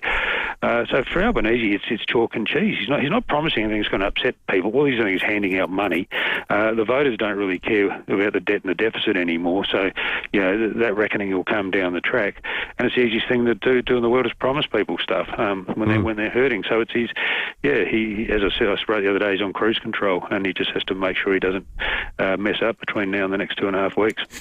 Great stuff, Phil. We'll catch up again 2 more times before polling day, and well done on getting the 4 points too, finally off the duck for 2025. Yeah, huge win. Got that, West Coast. Yeah. Hey, I must say, Gather Round looked excellent again from over here. It looks like it's getting better every year. So it was a hell of a weekend. And to your point about people not knowing what was going on with the 2 launches on Sunday, I don't think anyone in South Australia was paying attention because we had 9 games of football to watch in a row. Good on you, mate. Phil Curry, the political editor of the Australian Financial Review. We've got a jury coming up very shortly. First, though, let's head out the road and check in again with Jade Robran. Good morning to you, Jade. Morning again, guys. Well, the mighty Novita River Run is being launched tomorrow, but we've got a sneak peek at this year's event that turns 18 wonderful years, and this year it'll be the biggest river run yet. A record number of boats have entered this year, so that's more than 40 boats, and more than 200 people are expected to participate in this 5-day event. It kicks off on the 9th of November. Matty Robran has been busy behind the scenes putting it all together for Novita. Thanks for joining us, cuz. It's shaping up to be another cracking event. Thanks very much, Jade. Well, we're super excited to be launching the 2025 Novita Mighty River Run.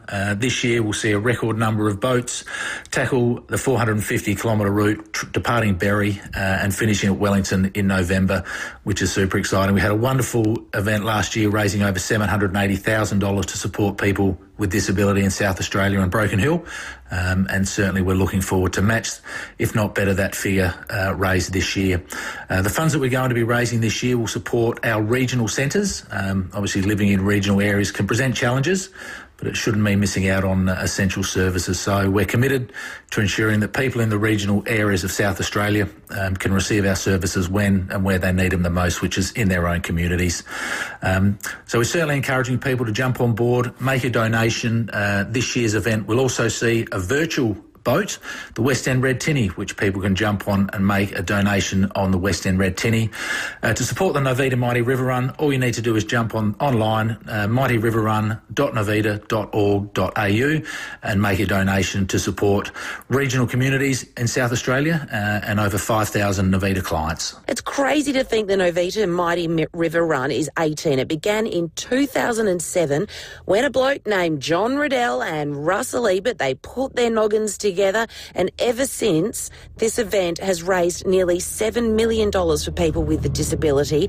And if you've ever thought you want to be a part of it, you want to go along for the ride, but don't quite have the time, never fear. You can this year, but go virtually.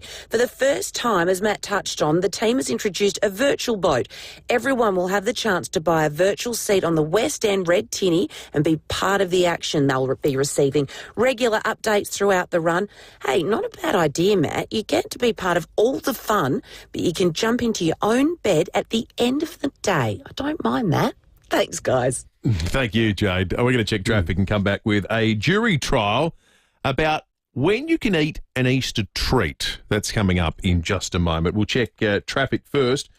When you cover things, they last longer. The same goes for you, so be sun smart and check UV levels daily. Thanks, Will. At Modbury, got a car, the bus crash Wright Road near Kelly Road causing delays. Another two-car collision at Bedford Park to look out for, Main South Road near Riverside Drive. I'm out slow at the moment for a burst water main at Flinders Park, Grange Road, just for Holbrooks Road. Busy at the moment, Brighton Road, Brighton, with a camera this morning. Hawkers Road at Medindi. Can you get amazing entertainment without paying a single cent? Yes, you can. Check out award-winning comedy, dramas and kid shows free and ad-free on ABC iView. Adelaide's most accurate traffic on 5AA. Last month, we serviced around 11,000 vehicles, more than 3,000 Hyundais, i30s, 20s, Santa Fe's, 2,000 Kias, Sorrentos, Carnivals, Rios, over 700 Hondas. That's right, over 11,000 people trusted us with their pride and joy. Automasters, isn't it time for you to switch and save? Call 1300 Automasters or book online. All centres offer repair now, pay later options. So switch and save with Automasters. Great service guaranteed. It's the best beachwood home yet. The Caliente, inspired by the glamour of Palm Springs and California. A multi-level masterpiece of design, innovation and style with unmatched street appeal. Unwind by the fireplace, take the elevator to explore, or view the climate-controlled wine room. Truly spectacular. This home is a home designed for all generations. The Beachwood Caliente, open soon for inspection at Craigburn Farm. Life's good. It's even better in a Beachwood home. Deliver more with Toyota, the world's #1 forklift brand. Choose from a great range including pallet jacks, walkie stackers and reach forklifts, right up to their leading Toyota counterbalance forklifts. Legendary reliability and safety with cleaner, greener electric options. Toyota can tailor the right forklift solution for you. It's all part of the Toyota Forklift Advantage. For more, visit toyotamaterialhandling.com.au. Toyota forklift. Every year, solar rebates, STCs, drop, meaning waiting costs you money. Lock in today's rebate and maximise your savings with a quality solar and battery system from my friends at NRG Solar. Remember, the sooner you add a quality solar battery installed by NRG, the more you'll save. Don't let energy prices eat your savings. Don't wait. Call 1300 858 160. That's 1300 858 160. And talk to NRG Solar today. When you buy Fluorio Milk Company milk, you're pretty much buying direct from the farmer. We bottle it and send it straight to the supermarket. We deliver it ourselves too. It means we can give SA dairy farmers the best possible price per litre. So when you buy Fluorio milk, you're supporting SA dairy farmers and their families. Plus, your money stays here in SA. And in these times, that's good for all of us. Look for the local in your supermarket. Fluorio Milk Company. We're for SA dairy farmers. Last month, around 11,000 people trusted us with their pride and joy. Automasters, logbook servicing, repairs, brakes, aircon and more. Isn't it time for you to switch and save? Call 1300 Automasters. Great service guaranteed. 5AA Breakfast is streaming live right now. To watch, simply head to 5AA on Facebook or YouTube. Hyundai Prius is on now with great deals on new and demo models. Visit Hyundai.com.au. David Penberthy and Will Goodings, 5AA Breakfast. 6 to 8, we're going to do something unusual over the course of the next 30 minutes and talk about food on the program. One will be our entry point into the federal election at this point. Frankly, the two major parties having run out of steam. You know, as Phil Curry said, your campaigns are on the launch on the same day. They've got housing policies, wall of dollar signs, nice Phil Curry turn of phrase. Well, you know what cuts through? A big sausage. And that's what we've got for you. The 5AA Breakfast Democracy Sausage, Dave and Will's Democracy Sausage. The ingredients will be revealed after 8 o'clock this morning, and we will be announcing our meat partner, David, the people that are making our dream your reality. 20,000 of our sausages will be at barbecues on Election Day here in South Australia. A big piece of the puzzle falls into place after 8 o'clock, so stay listening. The other thing that's happening on the food front is our jury trial. In the criminal justice system, all defendants are innocent until proven guilty, either by confession, plea bargain, or trial by jury. This is one of those trials. We're going to put hot cross buns to the jury trial this morning. It's a simple one. Matt Abraham's raised this a bit. He has. The hot cross bun, should it only be eaten on Good Friday or from Good Friday, or is it anything goes? Good Friday or anything goes on the hot cross bun, folks. 8223 0000 is the number. You can text us as well. Because it's meant to be a spiritual thing, isn't it? It's the cross, you know? Yeah. Like, this is what it's all about. Now, we've got $100 worth of Samtas seafood. Speaking of which, there could not be a better Good Friday prize. Yeah. $100 worth of Samtas seafood. Get calling now. The hot cross bun, Good Friday only or anything goes. 8223 0000. I was just looking at the Samtas website. They're actually open Good Friday from 9 until 3 if you feel like braving the crowds, but you can get in there beforehand, obviously. They open at 7:30 in the morning, but they'll be doing an absolutely roaring trade this week. Do you do the seafood thing on Good Friday, Will? Yeah, I try. I'm not... if we go to someone's place and they're not into it, and by accident you end up having meat, I don't, go and flail myself, but we generally try to avoid Your it. flailing days are behind you, are they? Yeah, that's right. I know. The old sackcloth looks a bit weird. Yeah. Well, whatever floats your boat, I guess. We do it. Not that we do it for faith reasons. We do it out of a tradition. I like it because it's such a good meal. Fish and chips, like fish and chips, properly made with the beer batter, thick cut chips. Cook them twice. I got both sides in our family. Shredded iceberg lettuce, a bit of tomato, tartare sauce. Mum was the very Polish Catholic family where they were, they were very Catholic. They came out here and that was a big thing. Dad's side of the family, not so much. So I kind of got exposed to both sides of the approach to Good Friday and Easter and so forth. Yes, I remember going to Star of the Sea one day on Good Friday and he made me a ham sandwich. Didn't go down well. Jury number 1, good morning. Hot cross buns. Do we Good Friday or anything goes? Anything goes straight on the shelf at the shop. That's when you buy them. Thank you, jury number 1. Jury number 2, good morning. Hot cross bun. Good morning, guys. How you going? There should be a little bit of self-control somewhere in between. It's not just Good Friday only, but like this for sale straight after Christmas. No way. Okay. There's got to be an embargo, maybe for the 2 weeks around Easter. Yeah. And really, they shouldn't be seen after pre-Easter Monday. All right. Jury number 3, good morning. Good morning. Definitely only Good Friday onwards. Being from a true Catholic Italian family, there are lots of foods we don't eat until after Good Friday. So definitely Good Friday only. So you do the full Lent in the lead up to it, jury number 3? Yes. Yeah. Yes. And no meat on Friday, right through Lent, even though it's, still okay to eat since the Pope changed. But from, growing up, that's what we did. So we continued that. Okay. Yeah. Interesting. Thank you. Let's go to jury number 4. Anything goes, jury number 4, or only from Good Friday? Anything goes. They should be available all year round and even have a tariff put on top. Thank you, jury number 4. Jury number 5, good morning. Good morning. Are you there? Yes, jury number 5, what's your verdict? Yeah, I believe that just a week or two before Good Friday, you should have the hot cross buns. The reason being, of course, that the cross is for Christ crucified on the cross. And it's getting very close to Good Friday, a couple of weeks before. The variety of hot cross buns is, that's a different matter altogether. I believe the good old-fashioned spicy ones that Titans use, I think they are the greatest. I mean, you can get all sorts now. They are great, those ones, jury number 5. I'll vouch for that, absolutely. Jury number 6, good morning.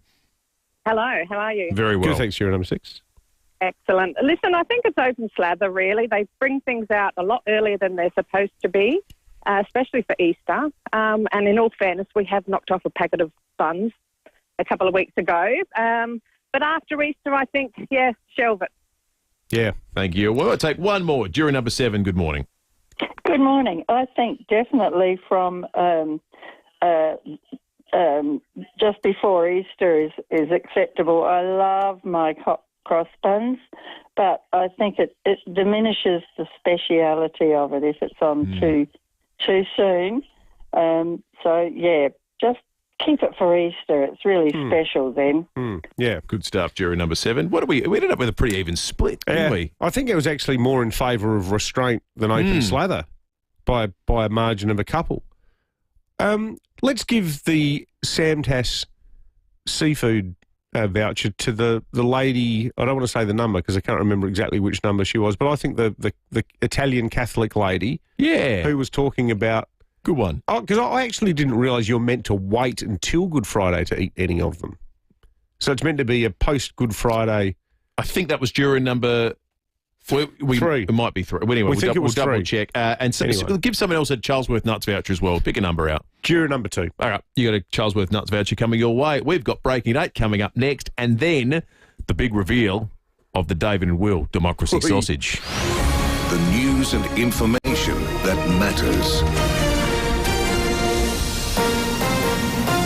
This is 5AA News. Always Adelaide. Partly cloudy, a top of 32 for Adelaide today with the 8 o'clock news. I'm Matthew Chipped Pantelis. windscreen. RAA approved repairer Complete Windscreens repairs it from just $99. Find the big red koala. A school camp at Waldorf School in Mount Barker came to a sudden end with a fire breaking out at 4 a.m. 4 people and a dog were inside a building for a school camp when the fire started. Mitchell Sariovsky from 7 News is there. He told David and Will the building's been destroyed. The building and everything inside has been destroyed. Fire cause investigators, they're currently here at the scene. They're trying to work out if this was deliberately lit. And guys, you'd know, it comes a day after a classroom at St Mark's College in Port Pirie that went up in flames. Police are still looking for those suspects. And boys, this would be devastating if it were to be suspicious on the second day of school holidays. Meantime, CFS firefighters have saved the property at Mylor after a grass fire at 5 a.m. Fire caused investigators to attend there this morning as well. A study of road infrastructure investment in SA compiled by the state opposition shows a huge difference in spending between the city and the regions. The Libs say, according to information from the Transport Department, 94% of road funding is going to projects in metropolitan Adelaide. The remaining 6% split between the hills and the rest of the state. The figure shows $16 billion being spent in the metro area, $190 million going to the Adelaide Hills, $905 million for the rest of SA. Most of the metro spend tied up in the north-south corridor. The opposition says city drivers will soon be cruising down billion-dollar tunnels, but drivers in the hills and regions will have to continue to dodge potholes, crumbling verges and long-ignored black spots. The opposition leader insists defence support will not be derailed by the cost of his housing plans. Both major parties have unveiled big-ticket housing promises, sparking a political bidding war over affordability and access. Economists branding the spending from both sides as reckless. Peter Dutton says the cash splash won't come at the expense of other essential infrastructure. The government has built in their costs. We haven't done that, so that will give us more capacity to provide support into defence, which we've said is essential. We will do that because we live in a very uncertain period. I think something that we should take very seriously. We need to invest in defence, but we also need to help young Australians, get back on their feet. A new opinion poll shows Labor's continue to extend its lead over the coalition. The latest Resolve survey revealing Labor is now 7 points ahead. Analysts believe undecided voters are worried that the opposition could import Trump-like policies to Australia. Fewer than 1 in 5 workers admit they're fully engaged on the job in a major knock to the work-from-home sector. A survey finding engagement rates highest for those working in the the office at 17%, compared with 15% for hybrid workers and just 7% for remote workers. Despite the spike in home invasions, car thefts and natural disasters, insurance industry profits have risen to $6.1 billion in the last year, 3 times the average over the last 5. Policy owners may have noticed a corresponding spike in premiums over the last few years. Scott Goose, assurance and rise risk partner at KPMG, says profit doesn't come from the sector's core business. You mentioned up front that $6.1 billion was their profit. Half of that profit actually comes from their investment income, so their cash interest and dividends. And we all know that last year was a very good year for investment returns, as we've seen through our superannuation funds. So $3 billion of that 6.1 was investment related. It's been revealed the key suspect in the murder of Samantha Murphy, the Ballarat mum who disappeared while out jogging, was taken out of prison and escorted to the area of bushland where she was last seen alive. Sources have confirmed the man charged with the mother's murder was taken from prison under heavy police guard late last year. Detectives from the Missing Persons Unit are now keen to escort him to the area a second time. And drivers heading away for the Easter long weekend expected to benefit from plummeting fuel prices. Global oil prices remain in freefall following the launch of US tariffs. Data showing many Adelaide service stations are selling regular unleaded for under $1.70 per litre. Turning to 5AA Sport now. To make room for renovations, Agostino Mitsubishi are having a stock clearance sale on now. Nailsworth and Mawson Lakes. Here's Tom Wren. Thank you, Matty. Port Adelaide's players will hit the training track this morning, keen to move forward after the controversy of Willie Rioli's public condemning of Hawthorn. He's since deleted his social media post, and the Power have also released a statement supporting Rioli, but have conceded he shouldn't have taken to social media.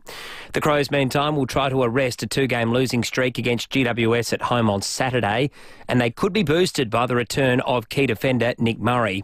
Teammate Josh Worrell telling Rowie and Timmy G he's building his case nicely to return. I think he's training with us, so hopefully gets through that all right. And then, I think the HPT staff will make a decision from that. Brisbane will be back on the training track today in sweltering humidity as they prepare to face Collingwood in the traditional Easter Thursday blockbuster.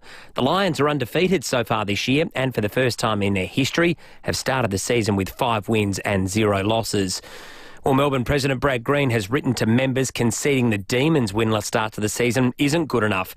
Green also putting his support behind embattled coach Simon Goodwin and the players to drive a response against Fremantle on Saturday. Let's get to cricket in the Indian Premier League. 43-year-old former Indian captain MS Dhoni has scored an unbeaten 26 to help the Chennai Super Kings to an upset 5-wicket win over the Lucknow Super Giants. A key advisor to Red Bull is voicing concerns about Max Verstappen's form after a 6th-place finish at the Bahrain Formula 1 Grand Prix. And in some soccer, Bournemouth has recorded a 1-0 win against Fulham in the EPL this morning. And that's the 5AA Sport. 5AA traffic. Thinking about selling your commercial property? Need advice? Talk to the experts at RWC Adelaide. Visit rwcadelaide.com. Morning there. Got a Carvey bus crash in Modbury at the moment. It's on Kelly Road near Wright Road. Also got delays with a 2-car collision at Bedford Park, Main South Road near Riverside Drive. And slow for a burst water main this morning at Flinders Park. It's on Grange Road near Holbrooks Road. Busy Marion Road at the Anzac Highway intersection with the Camera Church Terrace at Walkerville. Chomp on some churros from Oporto. Crispy churros dusted with cinnamon sugar and served with Biscoff topping and cookie crumbs. 5 and 8 packs available at Oporto. Adelaide's most accurate traffic on 5AA. And 5AA's forecast. Hop into Macca's for their classic fruit hot cross bun with warm, melty butter. Available for a limited time. Partly cloudy, 32 today. Sunny, 32 tomorrow. 28 Thursday, partly cloudy and a possible shower Friday, 27. Right now, it's 26. 5AA, always Adelaide. Now let's see what's in the swear jar at Buy Urban Bathrooms and Kitchens. Boy, that's a cookie jar.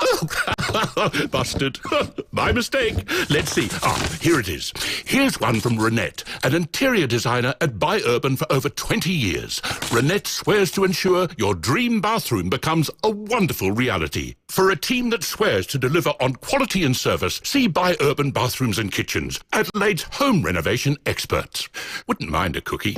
Imagine waking up in a home designed for luxury living, where every day brings the opportunity for a morning swim, state-of-the-art wellness amenities, and evenings spent with friends. Retirement isn't about slowing down, it's about living on your own terms. Living Choice has created luxury homes with premium resort-style amenities and a community of like-minded individuals who believe retirement is about living life to the fullest. Make your choice. Living Choice. Go to livingchoice.com.au. Mario Maiola Promotions and 5AA present Blowin' in the Wind, honouring Rock and Roll Hall of Famers Bob Dylan with friends Johnny Cash, Joan Baez and the Travelling Wilburys. Come celebrate the legends who contributed to cultural change through inspired lyrics and songs of revolution with an amazing cast. The times they're a-changing, folks, so don't think twice because it's all right.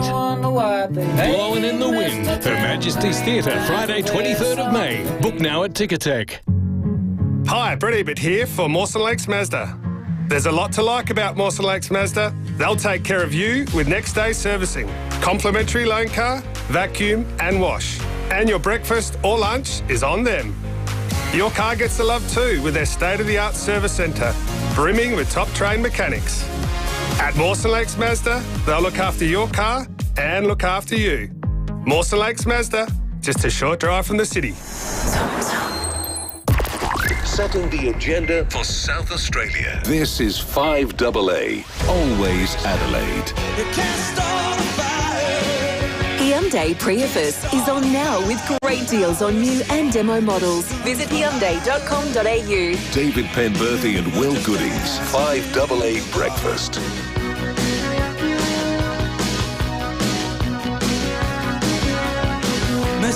7 minutes after 8, breaking 8 coming up in just a moment. Tony Passon's going to join us after 8:30.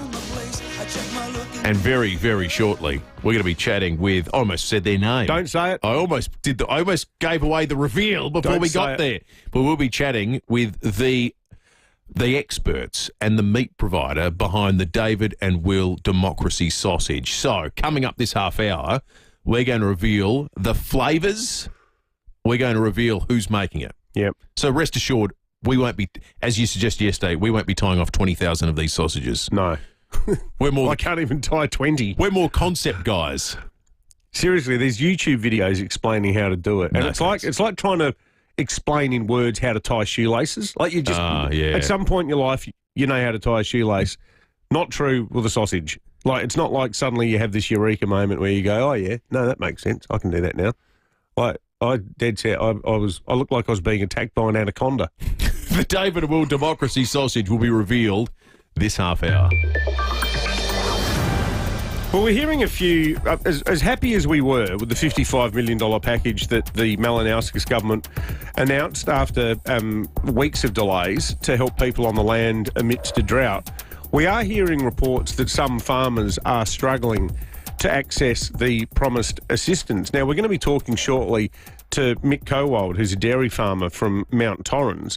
Mick is emblematic of a broader problem where some farmers have been applying for funding since January and have not had an answer as to whether they've been successful or not. And there's also some concerns about the criteria by which people on the land are eligible for relief from the emergency services levy and also vehicle registration rebates. We'll have a chat to Mick now. Mick, good morning, and thanks for joining us for Breaking at 8. How have you found this process? Have you been banging? Do you feel like you've been banging your head against a brick wall a bit? Oh, definitely. I applied back on the 23rd of January and only heard last week that they're still processing it. Just no communication through that process. So I'm assuming I'm going to get it, but I can't say yet. That's a huge delay, though, mate. Like it's going to be May soon. So what? You've been waiting for 3 months. What was the actual assistance that you applied for back in January? So I was just going to put a solar pump on an old bore that we hadn't used since the last drought, and instead of upgrade a diesel pump to a solar bore to get stock water out. And, a real practical step, and right now it's becoming urgent. Yeah, so sure. What did the process involve, Mick? Because I know you've got to demonstrate that you earn a greater than 50% of your income from what you have on the land and so forth, but did you also have to put in costings for the pump and specific expenditure like that? I believe they changed the process at the beginning of the year, so I submitted a quote. So I got the bore guy out to give me a quote, get everything, and I said to him, look, this isn't going to take long. We'll have this thing going pretty quick. And, so still not sure if I'm going to get it. I've just put the guy on hold and said, do nothing until I hear, because I haven't got the funds to complete this project properly as it is. And Mick, what about, I mentioned at the start too, ESL and vehicle rego. Have you managed to get any assistance on that front? No, well, you have to then qualify through the household assistance scheme, which is the federal government scheme, farm household allowance, and it's a really tight process to get that. It's almost as if you have to get someone to do the form for you. I've been advised to not fill the form out yourself, and given assets and income from previous years, you just don't qualify. Not many farmers would qualify for that. So it means if you've had a couple of good years and you weren't in a position where you're on the federal farm allowance, then that's sort of the entry point by which you become eligible for ESL and rego relief. Exactly, and I don't know many farmers who would qualify for that, and they're sprouting it as a great thing that we're all getting this back, and no one's going to really qualify for it. And how have you gone when you've contacted like FIVEAA or any of the relevant sort of bodies about the help? Have they been on top of the detail? No, well, I did phone them the day after of last week's announcement to get some detail around my application and the new one that's come out, and they basically said, we have no information. We can't help you right now. We'll take your details and get back to you. I'm still really waiting to hear any detail back from them. So, look, it's just it's a bit of a mess. It sounds like it. Well, Mick, thank you for joining us, mate. We'll raise these questions with the government, because it sounds like the left hand doesn't know what the right hand's doing with some of this stuff. Good on you, mate. It's a bit like that, isn't it? Yeah. Absolutely. Thank you, Mick. The Shadow Minister for Primary Industries, Nicola Centofanti, was listening in during that chat with Mick. Nicola, what's your take on this? Yeah, I think Mick's really hit the nail on the head with his comments and expressing his frustration, David. And I'm hearing from a lot of farmers who are absolutely beside themselves as they, continue to wait for support when they just simply cannot afford to, literally. And I think many farmers, probably rightly so, are also pretty sceptical about how helpful, this latest package is going to be. Sadly, they've seen it before, the big promises, the headline dollar amounts from this government, but when it comes to the actual support on the ground, it's slow and scarce. I mean, we know from the latest data that there's about only 820 recipients of the farm household allowance here in South Australia. That's despite having about 9,000 farming businesses in our state, the majority of which, are, as we speak, experiencing, crippling drought situation. So it's less than 10% of farms that are actually eligible for the ESL and the vehicle registration rebates. And, we need to be showing up for our farmers. These are the people who put food on our table. We need to be showing up for them. They are the backbone of this state and indeed this country, and they need our support, and they needed it yesterday. Nicola Centofanti, the Shadow Minister for Primary Industries. We've also got a call from Matthew. Matthew, good morning to you. Yeah, morning, boys. How you going? Good, thanks, Matthew. Yeah. Look, a couple of my friends, partners work for FIVEAA, and like you were speaking, you had it breaking at 8. They meant to be implementing it, and they know nothing about what they're meant to be implementing. Yeah, so this first round was announced with 5,000 and the second's 20, but apparently if you already got the first 5,000, you can only get another 15,000 to bring you up to 20. So, but they're very sketchy on the details of FIVEAA as well. Matthew, thank you. Let's go to Claire Scriven, who is the Primary Industries Minister, who's called in, having listened to all this. Starting with Mick's query, Minister, is it reasonable in your view that he should have to wait 3 months to get some sort of response to an application for emergency drought relief? Yeah, so first of all, I don't know Mick's specific circumstances, obviously. But once all of the information is in, that's, I guess, when the clock starts ticking. So we need to make sure that people who have put their applications in have provided all the information that's needed. Now, having said that, obviously we want that then to be processed as quickly as possible. And since the drought, on-farm drought infrastructure grants were first announced, we've actually quadrupled the size of the processing team. So the $5,000 grants were so popular that PIRS was basically overwhelmed with those applications. So we doubled the processing team, and now we've doubled that again. So we are certainly aiming to have those new grant applications processed within 30 days of all the information being provided. But absolutely, obviously, we want to get all of the funds out the door as quickly as possible to help people who are facing really challenging times with this drought right across the state. Is that applications? So are you saying Mick will get his response 30 days from today? So 30 days from when the application is made. Yeah, so he's been waiting 3 months. Yes, so as I say, there was a backlog, and that's why we have now quadrupled overall the processing team, because it does take time to get all the information and process it. But we certainly are not happy with the amount of time it has taken at all, and that's why we have been able to now make that commitment the Premier made last week of 30 days. Yeah, well, he's missed the 30-day cut-off 3 times, so maybe someone could get a call today, yeah. Yeah, exactly. That's what we're saying. So we've tried to increase that now. All righty. No worries. Claire Scriven, the Primary Industries Minister there, calling in about Mick's situation. What was the Ronald Reagan quote? Scary sentence in the English language. I'm from the government. I'm here to help. That's a very, very long time to be waiting for something. Imagine if it wasn't an emergency, how long it would take them to get back to you. Yeah, your call is important to us and has been placed in a queue. This is the reality of just Zootopia. Best ever commentary on the way bureaucracy can work. The scene with the sloth at the Department of Motor Registration. Nice to see you too. Who knew in an emergency there'd be lots of people that would want the relief, I guess. You could see that coming. Let's check traffic. When you cover things, they last longer. The same goes for you. Be sun smart and check UV levels daily. Thanks, Will. At Modbury, Carvey Bus, Ryde Road near Kelly Road. Bedford Park, a small 2-car collision on Main South Road near Riverside Drive. And Flinders Park, Burst Watermain Grange Road, just before Holbrooks Road. Speeds are reduced.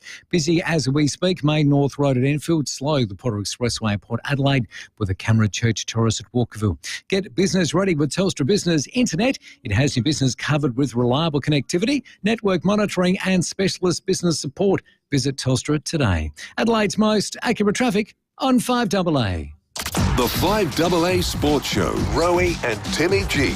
Tony Shaw on 3AW Football. Interesting thoughts around Gather Round. Great job, Adelaide. Well done. They've shown the world what they can do, but let someone else have a go. What's he playing at? Gather Round to another state. Is he right? Well, OK, let's pick one. Anzac. Share that. The 5AA Sports Show. What about the grand final itself? Grand final. Share that every 3 years. Weekdays from 4 p.m. on 5AA. Always Adelaide. If you need to fix your pipes, call Precise. Call Precise. If your toilet's blocking up, call Precise. Call Precise. If your lights aren't turning on, or your hot water is gone, or a plumber or an electrician, call Precise. Precise. Precise Plumbing and Electrical. Call 1300 700 200. That's 1300 700 200. For fixed price services, call Precise. For a plumber or an electrician, call Precise. Call Precise. Leon Boner here. Do hot summers and cold winters have you stressed about how much energy it'll cost you to live in comfort? With a solar battery installed by NRG Solar, you don't have to worry. Use your own energy, day or night, for total comfort without the bill shock. Say goodbye to energy bill anxiety and hello to worry-free power all year round. Live comfortably with NRG Solar. Call 1300 858 160 today. St James is an exclusive address along the banks of the River Torrens at Kidman Park, and just wait until you see the Oasis collection. 7 stunning homes quality built by award-winning Metricon Homes. These things are all class. The Oasis Collection offers a diverse range of luxury living choices. They include 4, 5 and 6 bedroom options, fixed price and turnkey. The collection comes with luxury inclusions like Smeg appliances, LED downlights, stone benchtops, 6.6 kilowatt solar, landscaping and driveways. To find out more, speak to Kim in the sales team and experience at the Sales and Experience Centre, should I say, on Findon Road, Kidman Park. It's open today, Friday and weekdays 11 till 4, or visit stjamesliving.com.au. Discover life on the river at St James, another quality development by Fairland. The most frustrating thing about having your car repaired after a collision can be the wait. Sometimes months. At FIVEAA Panel Services, the wait is one thing you won't have to worry about. We've expanded our workshop and our highly skilled team. It means we're better equipped to deliver an outstanding outcome for you and your car. RAA and MTA approved, FIVEAA Panel Services work with most insurance companies. So ask for FIVEAA Panel Services and get back on the road sooner. Experience the magic of Barossa at the 2025 Vintage Festival, April 23 to 27. Get ready for over 85 events, including long lunches, exclusive tastings, live music, art and heritage experiences. Feel the excitement of bidding at Zygon Market, test your skills at the Grape Stomp, run around the vines of Lindock, or discover new events Barossa Big Sing and Club Vintage. The Barossa invites you to come and celebrate Vintage 2025 with us. Tickets are selling fast. Go to barossavintagefestival.com.au. Rosanna Mangiarelli here from 7 News. Join me and Will Goodings for Adelaide's leading news hour, 7 News, tonight at 6 o'clock. Hyundai Prius is on now with great deals on new and demo models. Visit Hyundai.com.au. David Penberthy and Will Goodings, 5AA Breakfast. I like to think when the term Democracy Manifest was popularised, it was in anticipation of this moment, David, that we on 5AA Breakfast were going to announce our foray into the federal election campaign with the David and Will Democracy Sausage. Make it delicious, make it more interesting, and make it something that South Australians can all be proud of. This is a real story of if you build it, they will come. We announced the idea without having anyone who was going to actually make it. Yeah. Thankfully, we have got someone on board to make a sausage that has been created with the help of our callers. Yesterday, the suggestions were coming in thick and fast as to what goes in to the 5AA Breakfast Democracy Sausage. You better listen, better do what you're told. You haven't even touched your honey, pickle powder. You better chow down or it's gonna get cold, so eat it. I don't care if you're full, just eat it. Eat it. Open up your mouth and feed it. Have some more steak with red wine. Have some more smoky paprika. Doesn't matter if it's fresh or canned, just eat it. Eat it. Don't you make me repeat it. Pine nuts are going in my sausages. Have a whole bunch. It doesn't matter what you had for lunch, just eat it.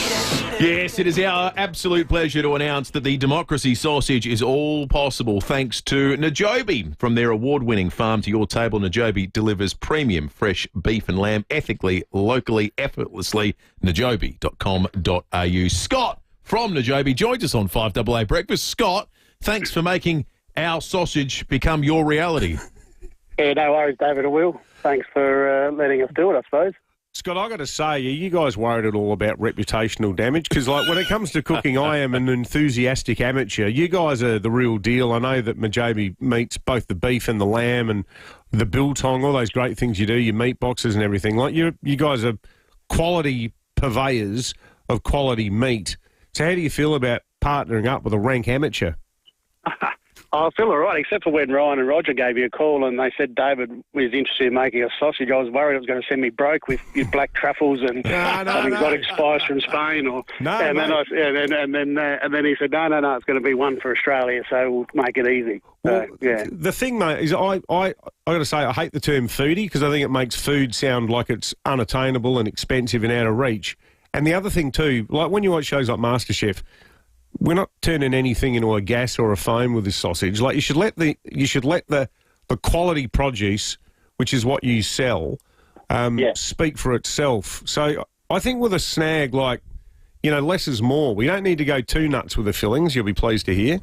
No, that's right. Yeah, I think you're right. So, 3 or 4 simple ingredients can make a difference. You can have too much, I agree. Well, let's do this. You announce what is the sausage going to be consistent of, David, and we'll see if Scott is happy with it. So I've based this on an old recipe from a Kenwood Mixmaster cookbook that I've used to make sausages in the past, Scott. Now, I reckon with a proportion, I've based this on 1.5 kilos of meat, and I'm talking like 1.2 kilos of beef to about 300 grams of fat.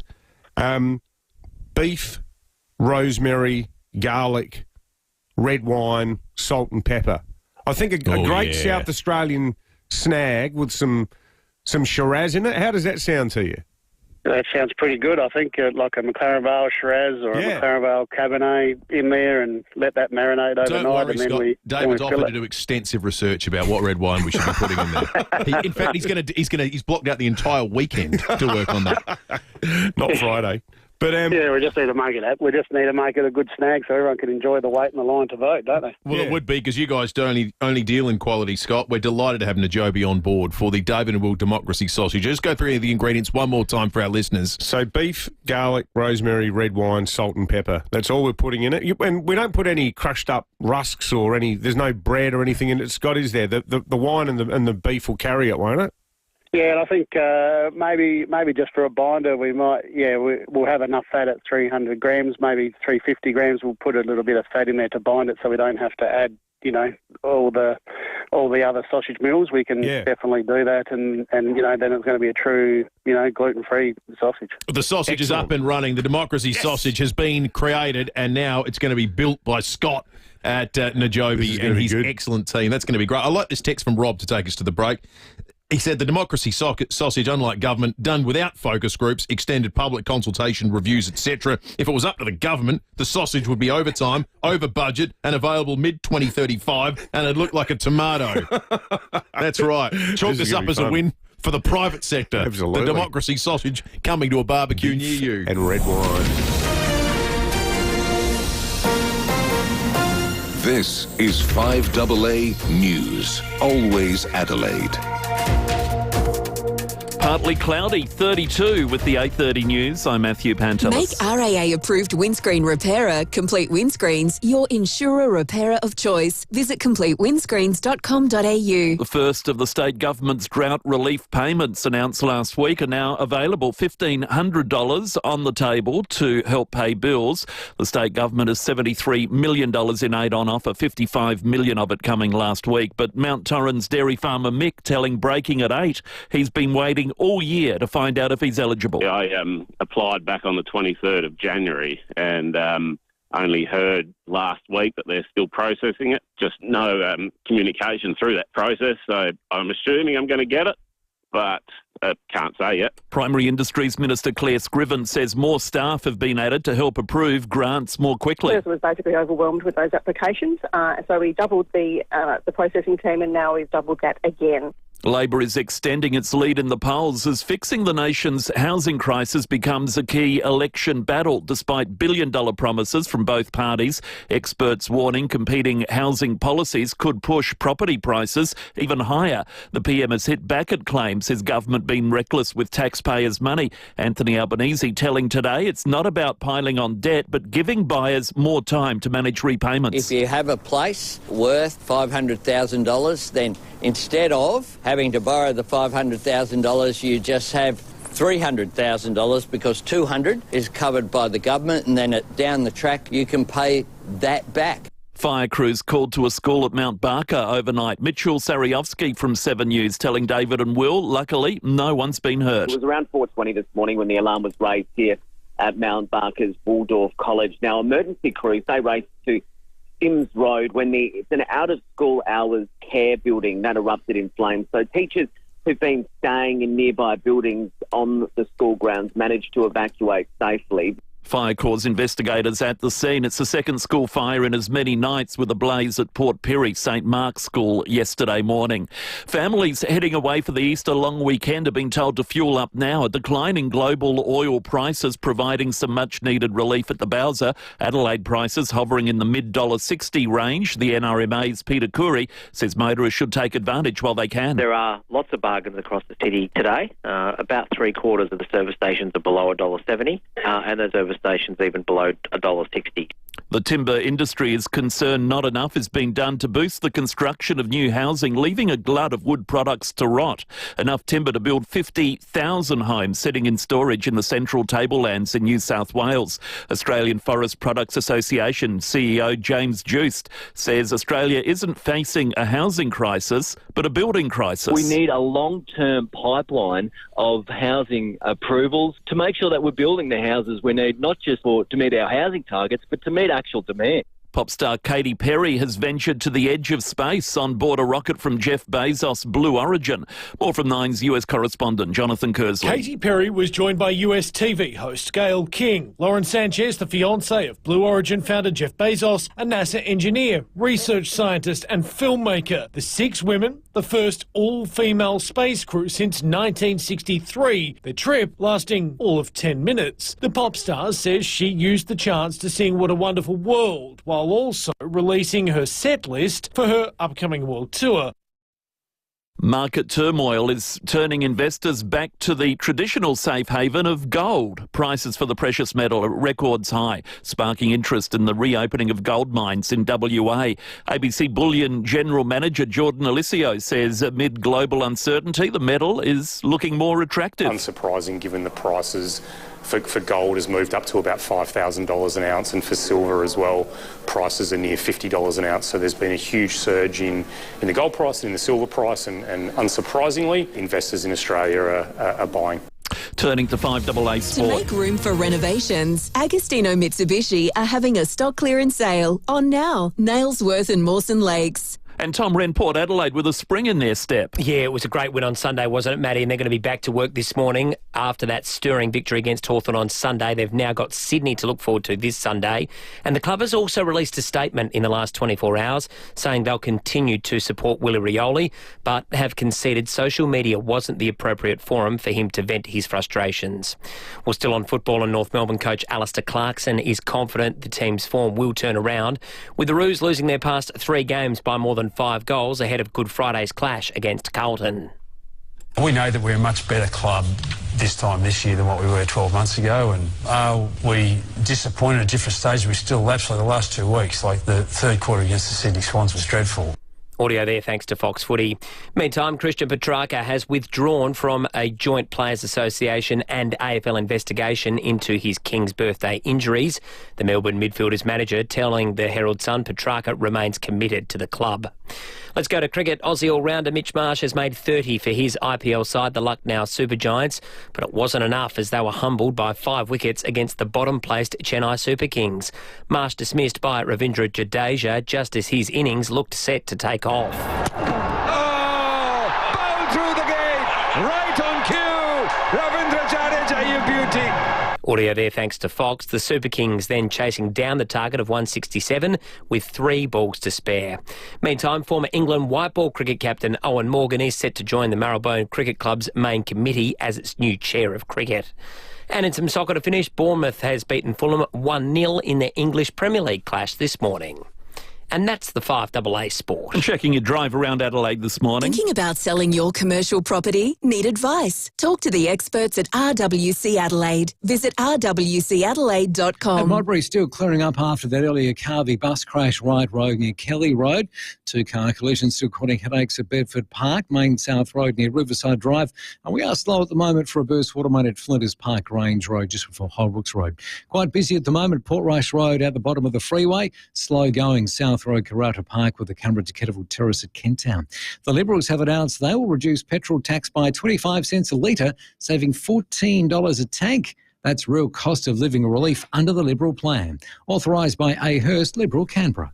Adelaide's most accurate traffic on 5AA. 5AA's weather. Hop into Macca's for their classic fruit hot cross bun with warm, melty butter. Available for a limited time. Partly cloudy 32 today, sunny 32 tomorrow, 28 Thursday, partly cloudy, a possible shower Friday and 27. Right now, 27. 5AA, always Adelaide. You run a busy daycare, but it's hard to run around on that ankle you strained yesterday. You need pain relief from muscle and joint injuries. New Celebrex Relief. Works hard because you do. New Celebrex Relief. Ask your pharmacist about this product. Incorrect use could be harmful. Adelaide's local, trusted and truly connected talkback radio station. 5AA. Always Adelaide. Go Vita, your local health food shops. Over 30 years health and wellness experience and over 300 natural health practitioners specialising in you. Hi, I'm Rebecca from Go Vita Manapara. Support your immune system with NutriVital Quercetin. 60 tablets, now 40% off. Packed with quercetin, zinc and vitamin C to keep you feeling your best. Always read the label and follow directions for use. Go Vita. Colonnades, Fairview Green, Marion, Mount Barker, Manopara, Semaphore and Tanunda. Transform your outdoor space and turn it into a great year-round entertainment area with an opening and closing roof from Louver House. Our Louver House roof will let in the perfect combination of airflow and sunlight, so you can entertain no matter the weather. Best of all, they're manufactured right here in SA with rain sensors and options like LED lighting. Find out more with a free design measure and quote. See the light with Louver House. louverhouse.com.au. 2 years ago, Jen had a stroke that completely changed her life. The allied health team at Enable Fitness Centre helped her regain balance, mobility and function with hydrotherapy using their underwater treadmill. Jen now has the confidence to get back into the community. Enable Fitness Centre is an accessible gym for people with disabilities, a registered NDIS provider. You'll find Enable Fitness Centres at Holden Hill, Elizabeth and the brand new Kidman Park and St Mary's locations. enablefitnesscentre.com.au. Wayville Hyundai's 2024 stock clearance is on now. Every new 2024 Hyundai is priced to clear. No waiting, no delays. You can drive away today. Did you know you can always get your car in quicker for a service at Wayville Hyundai? Enjoy peace of mind knowing you're in the best hands with our expert service team. Ask about our service now, pay later options. Change the way you Hyundai at Wayville Hyundai, opposite the showground at 11 Goodwood Road. Your baby's mind is growing even before they arrive. The more you talk and sing and play, the more their mind will thrive. Gotta talk with your baby, play with your baby, read to your baby. Make out you're a lion. Talk with your baby, play with your baby, read to your baby. Your words will grow their mind. Every time you interact with your child, you're helping grow their mind. For more information, visit wordsgrowminds.org.au. G'day, it's Ben from BJ Energy. If you're thinking about solar or battery, there's 3 things you should be thinking about. The first one is what size system and what type of system do I need? The second thing is, do I really need a battery? And the third thing, are you really getting what you're paying for? If you're unsure about the questions you need to ask, or if you have more questions, get in touch with us at bjenergy.com.au. That's bjenergy.com.au. Have a great day. 5AA Breakfast is streaming live right now. To watch, simply head to 5AA on Facebook or YouTube. Hyundai Prius is on now with great deals on new and demo models. Visit Hyundai.com.au. David Penberthy and Will Goodings, 5AA Breakfast. 19 to 9, the state Liberals today are going to be prosecuting an argument that our regional roads are being left behind. The data would certainly suggest that this in metropolitan Adelaide enjoy more than the lion's share of funding. There is some $17.5 billion that gets spent on our roads. The Adelaide Metro component of that is $16.48 billion. It leaves $190 million for the hills and $905 million for the rest of the state, or 6.3% of all road funding is spent outside of metropolitan Adelaide, just 6.3%. And so against that backdrop, it's the federal coalition during the election campaign that has announced in the last 24 hours $1 billion for local governments to fix up local roads and invest in infrastructure. Tony Passon is the Shadow Road Safety Minister federally. Tony Passon, good morning to you. Good morning. Given the discrepancy in metro and regional spending here in South Australia, is $1 billion nationally going to touch the sides when it comes to fixing up local roads? Well, it's a movement in the right direction. Obviously, you've also heard about our announcement around the Greater Adelaide Freight Bypass, which is $840 million commitment from the federal government. But if we diagnose what's caused this situation, and the situation is a $2 billion backlog of road maintenance work across the South Australian state road network, the principal driver there is a $30 billion reduction in infrastructure funding over the last 3 years. The former coalition government bequeathed this government a $120 billion pipeline. They cut it by $30 billion, and they also changed the funding model from 80-20 to 50-50. But the local roads and community investment program is one that local government adored. Don't use that word lightly. Even councillors who would run a long way from my politics would argue that this was a program that worked well. It provided for investment in social capital, but it also in the local road network. And bringing it back is something that's been incredibly welcomed by local government, who, I've got to tell you, manage 600,000 kilometres of Australia's 800,000 kilometre road network.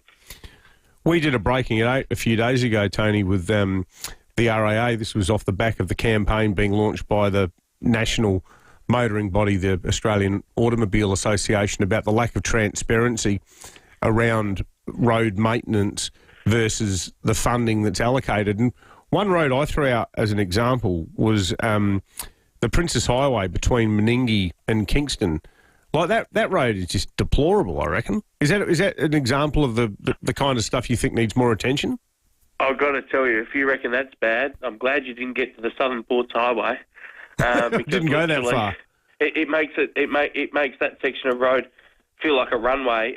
These are issues close to my heart. I drive 100,000 kilometres a year in this role across an electorate the size of Croatia, so I feel like I know every inch of the road network. But the reality here is we need that OSRAP data, because that's what you're talking about, the OSRAP data when making decisions. The reason state governments across the country don't want to release that data is because it becomes a lot harder for decision makers to make political decisions around road investments if the data is there and people can objectively look at it. So, for example, that section of road, David, if that was a 4-star road and yet for some political reason, let's imagine that section of road was in a marginal seat, it would be very hard for a politician to justify spending funding on that section of road if there were other sections of road at 2 or 3-star ratings. But, just like any endeavour in business and in sport, if you can't measure it, you can't manage it. This data exists. South Australians and Australians more broadly have paid for its collection and analysis, and they should be entitled to look at it in an open and transparent way, particularly when they're assessing whether politicians are doing the right thing by them when it comes to infrastructure investment. Do you think in hindsight, Tony, it was a mistake, though, for the state Liberals when they were in power and when the very parsimonious Treasurer Rob Lucas was in charge of state finances? Didn't the state Libs privatise regional road maintenance, and has that resulted in less work getting done or work getting done more slowly? Well, there's a real need for us to reassess how we're going about road maintenance and road building in this country. It might surprise you to learn that Australia is the most expensive jurisdiction in the world to build or maintain a road, and that just can't be the case. There are a number of factors driving that. Industrial relations settings, obviously. I could wax lyrical about the influence of the CFMEU. But one of the real challenges here is there's a tendency to provide these contracts to prime contractors. There are too few of them. I'm encouraging councils in my work as the Shadow Roads Minister to get back into the business of building and maintaining roads themselves. Got a classic example of that down here in the southeast, where the Roddle Range Council are taking on a Department of Transport road building job on the section of road I just mentioned, the Southern Ports Highway, and they're going to do it cheaper and quicker than the contractors otherwise engaged by the department. So there's a body of work that needs to be done to understand why building and maintaining roads in this country are so expensive, because right now, whether it's a series of decisions made by a series of governments, but the reality is Australian taxpayers are being ripped off when it comes to investment in the road network, which is one of the reasons why we have this significant backlog. Tony Passon, the Shadow Minister for Road Safety, thanks for joining us this morning on 5AA. Thanks, fellas. 12 minutes to 9. Have you ever had anything named after you? 8223 anything named after you, big, small, within your family, or maybe it's recognised around the state. We'd love you to give us a buzz, because one of our listeners has got a brand new restaurant named after them. A listener that you might have heard speak to us on 5AA Breakfast a number of times over the journey, but certainly on 5AA. I love this story. We're going to reveal who and where the restaurant is on the other side of the break. But if you've got an example of something that's been named after you, it could win you a carton of Kyneton's hot cross buns this morning. Now, Kyneton's got the great shout-out during our jury order as being the best exponent of the hot cross bun, and a carton, as we've learnt, is 54. 9 six-packs. Wow. Of 9 sixes being 54. That's right. That's what they say. 8223 is the number. What have you got that's named after you?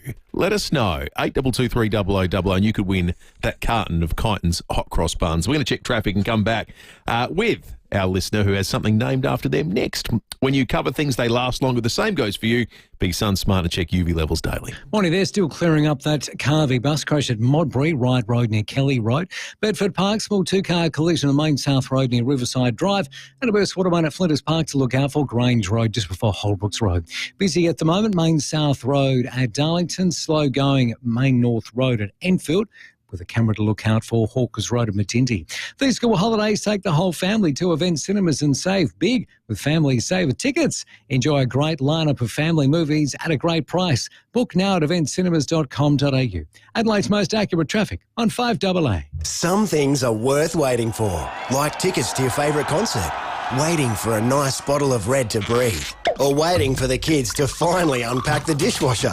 But waiting to get your air conditioner serviced just before summer or winter really hits? It's just not worth the pain. Get in touch with Morford Air now for servicing or a new system. Put it at the top of your to-do list. When it's too hot or cold to bear, reach for the Morford Air. morfordair.com.au. Morford Air. Ignition for Men. Adelaide's home of impeccable class and style offer a range of suits by leading Italian brands, including tailor-made wedding packages for the groom and groomsmen.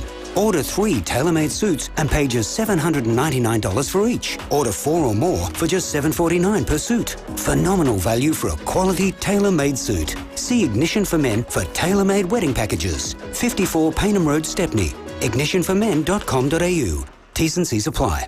Buy a car from Edwardstown Mazda and win the ultimate Bali holiday. Flights, accommodation and activities. Plus, get up to $8,000 in savings across the entire range. Only at Edwardstown Mazda, the #1 destination for Mazda in SA. T's and C's apply. What's on your bucket list? Cruising around the world? Doing a hot lap around Bathurst? Learning how to play drums? Before you plan a bucket list, plan your will with Donlan Lawyers. A will, power of attorney and advanced care directive speak for you when you can't. It means you and your loved ones will be taken care of. Visit donlanlawyers.com. Put it on your bucket list. Hindmarsh Square, Adelaide and Ocean Street, Victor Harbour. If you're constipated and struggling to poo, here's some great news. Introducing Caruso's Constipation Ease. Caruso's Constipation Ease is a new herbal and fibre combination containing cascara, yellow dog, fennel and green banana powder. These help to relieve constipation by making it easier for you to poo. So if you're struggling to poo and would like to poo more, why not try Caruso's Constipation Ease? Caruso's Constipation Ease is available from leading pharmacies and health stores. Always read the label and follow the directions for use. Hyundai Prius is on now with great deals on new and demo models. Visit Hyundai.com.au. David Penberthy and Will Goodings, 5AA Breakfast.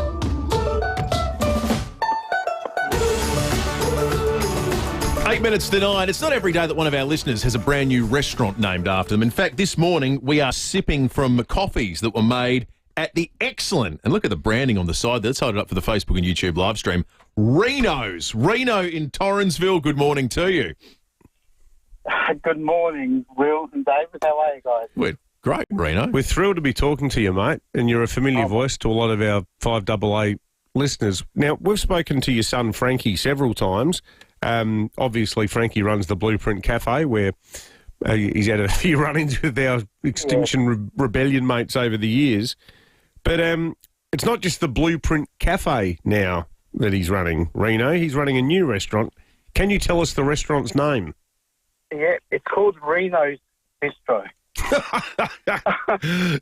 After you, of course. So the T-shirts has got Reno's Bistro and 59 emblazoned on the back. It's and 59 is the birth of my year.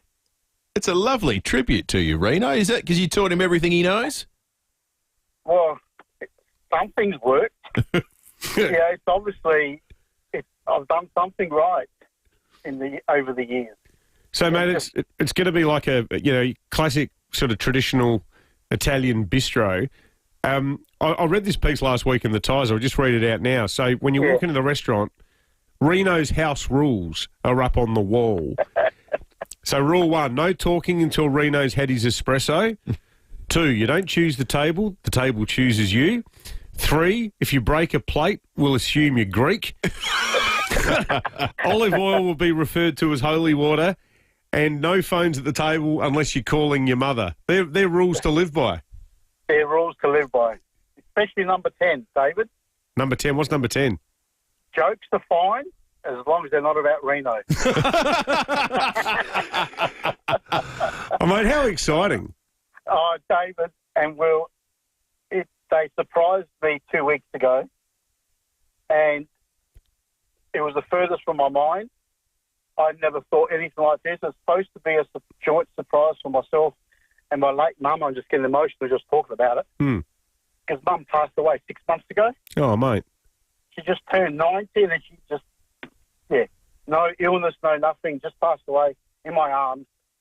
Just had a massive heart attack. Oh, mate. And it's supposed to be a big surprise. So if you end up going into the building and you get a menu, on the back of the menu, it's got Mum's face, Mum's photo, when she arrived in Italy as a 20-year-old from Italy to meet Dad.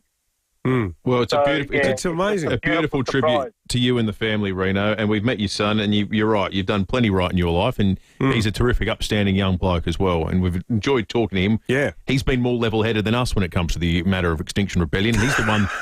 He's the one that keeps losing business to them. Get in and support Reno's, the only restaurant in Adelaide that we think is named after a 5AA listener. Let's find out other things that are named after 5AA listeners. Alf, what's named after you? A pasta dish called Alfredo. Thank you, Alf. I don't think so. Don in Stonyfeld, good morning. Good morning, Dave and Will. Years ago, I represented this company in Brisbane that made really good cleaning products, and I didn't know what to call them. So the one that was for cleaning tiles, which was really good, that was called Squeaky Clean. And the other one was to get the glue off the back of vinyl tiles because that really sticks on hard. And we named that one Agro. And was that? Yeah. And are you known as Agro, Don? Yes, we all called it, and that was it. And it worked. It's still going. Okay, thank you, Don. Work, Don. Glenys, good morning. Oh, good morning. How are you? Very good, thank well, you, Glenys. Pardon? Yeah, we're good, thank you, Glenys. Have you got something named after you, Glenys? Yes, I have. Well, years ago I went to the Adelaide show, and I used to always start at the animals, and there was a big pig, and it won first prize, and it was suckling the little, darling little piglets, and its name was Glenys. And I thought, that's a funny name for a pig. Usually it would be Dolly or Dusty or something like that. And I've hung around, I wanted to talk to the owner, but no, he wasn't there. And I just was curious to know why he would name that pig Glenys. Well, you don't it's sound unusual, like isn't it? you don't sound like a giant suckling pig, Glenys. I'm sure it had nothing to do with I'm you. 92, and I'm surrounded by young people. I'm so lucky that's keeping me alive, and I make cups of tea all day long. And I've already bought some hot cross buns. Yeah, just a couple of packets, and they'll go in 2 days. Lovely to chat with you, Glenys. Good And on you, Glenys. Glenys is a lovely name. It is a lovely name. So, porcine. Let's go to Graham in Glenelg. Morning, Graham. Do staff members qualify for this? Because who wouldn't want some kind hot cross buns? How many things are named after Graham Corns, by the way? The funniest one is the Graham Corn stick, or as John Blake used to say it in New Zealand accent, the Graham Corn stick. Do I win? I think first time caller. We usually like to give our prizes to new callers. No, there's a court up in Whyalla too, apparently, but the one my neighbour who was a surveyor said he was doing a subdivision. He was going to name a street Graham Corns Avenue. A year later, I said, "What happened to Graham Corns Avenue?" He said, "Well, the council reviewed it and they changed it to Malcolm Blight Avenue." So, that's a bit rough. That is harsh. That's what I thought. Anyway, but, you make a compelling case, Graham. Well, come on. There's somebody more worthy, but yeah, pretty good prize. We can send you a 5AA breakfast show mug as a runner-up prize if you want. Yeah. You've probably got a few of them from back when you were hosting it. A bit like with Malcolm Blight, you've run a close second to Glennis, I think, this morning, Graham. Thanks, boys. Love your show. The long-time listener, Graham Cords. He's had a lot named after him. That's right. Shall we give the Kytons hot cross buns to the excellent Glennis? I think Glennis. That was a lovely call. We end this morning with Fuel Watch. Better to be a member with RAA Rewards. Download the RAA app and start saving today. The cheapest spots, $1.57 Mobile North East Road, Hampstead Gardens. That's for unleaded. The cheapest diesel, $1.66 the Mobile Prospect Road at Blair Athol this morning. With hundreds of ways to save every day, it's better to be a member with RAA Rewards. We're out of time. Enjoy the rest of your Tuesday. Stick around. Graham Goodings is coming up next. Coming up.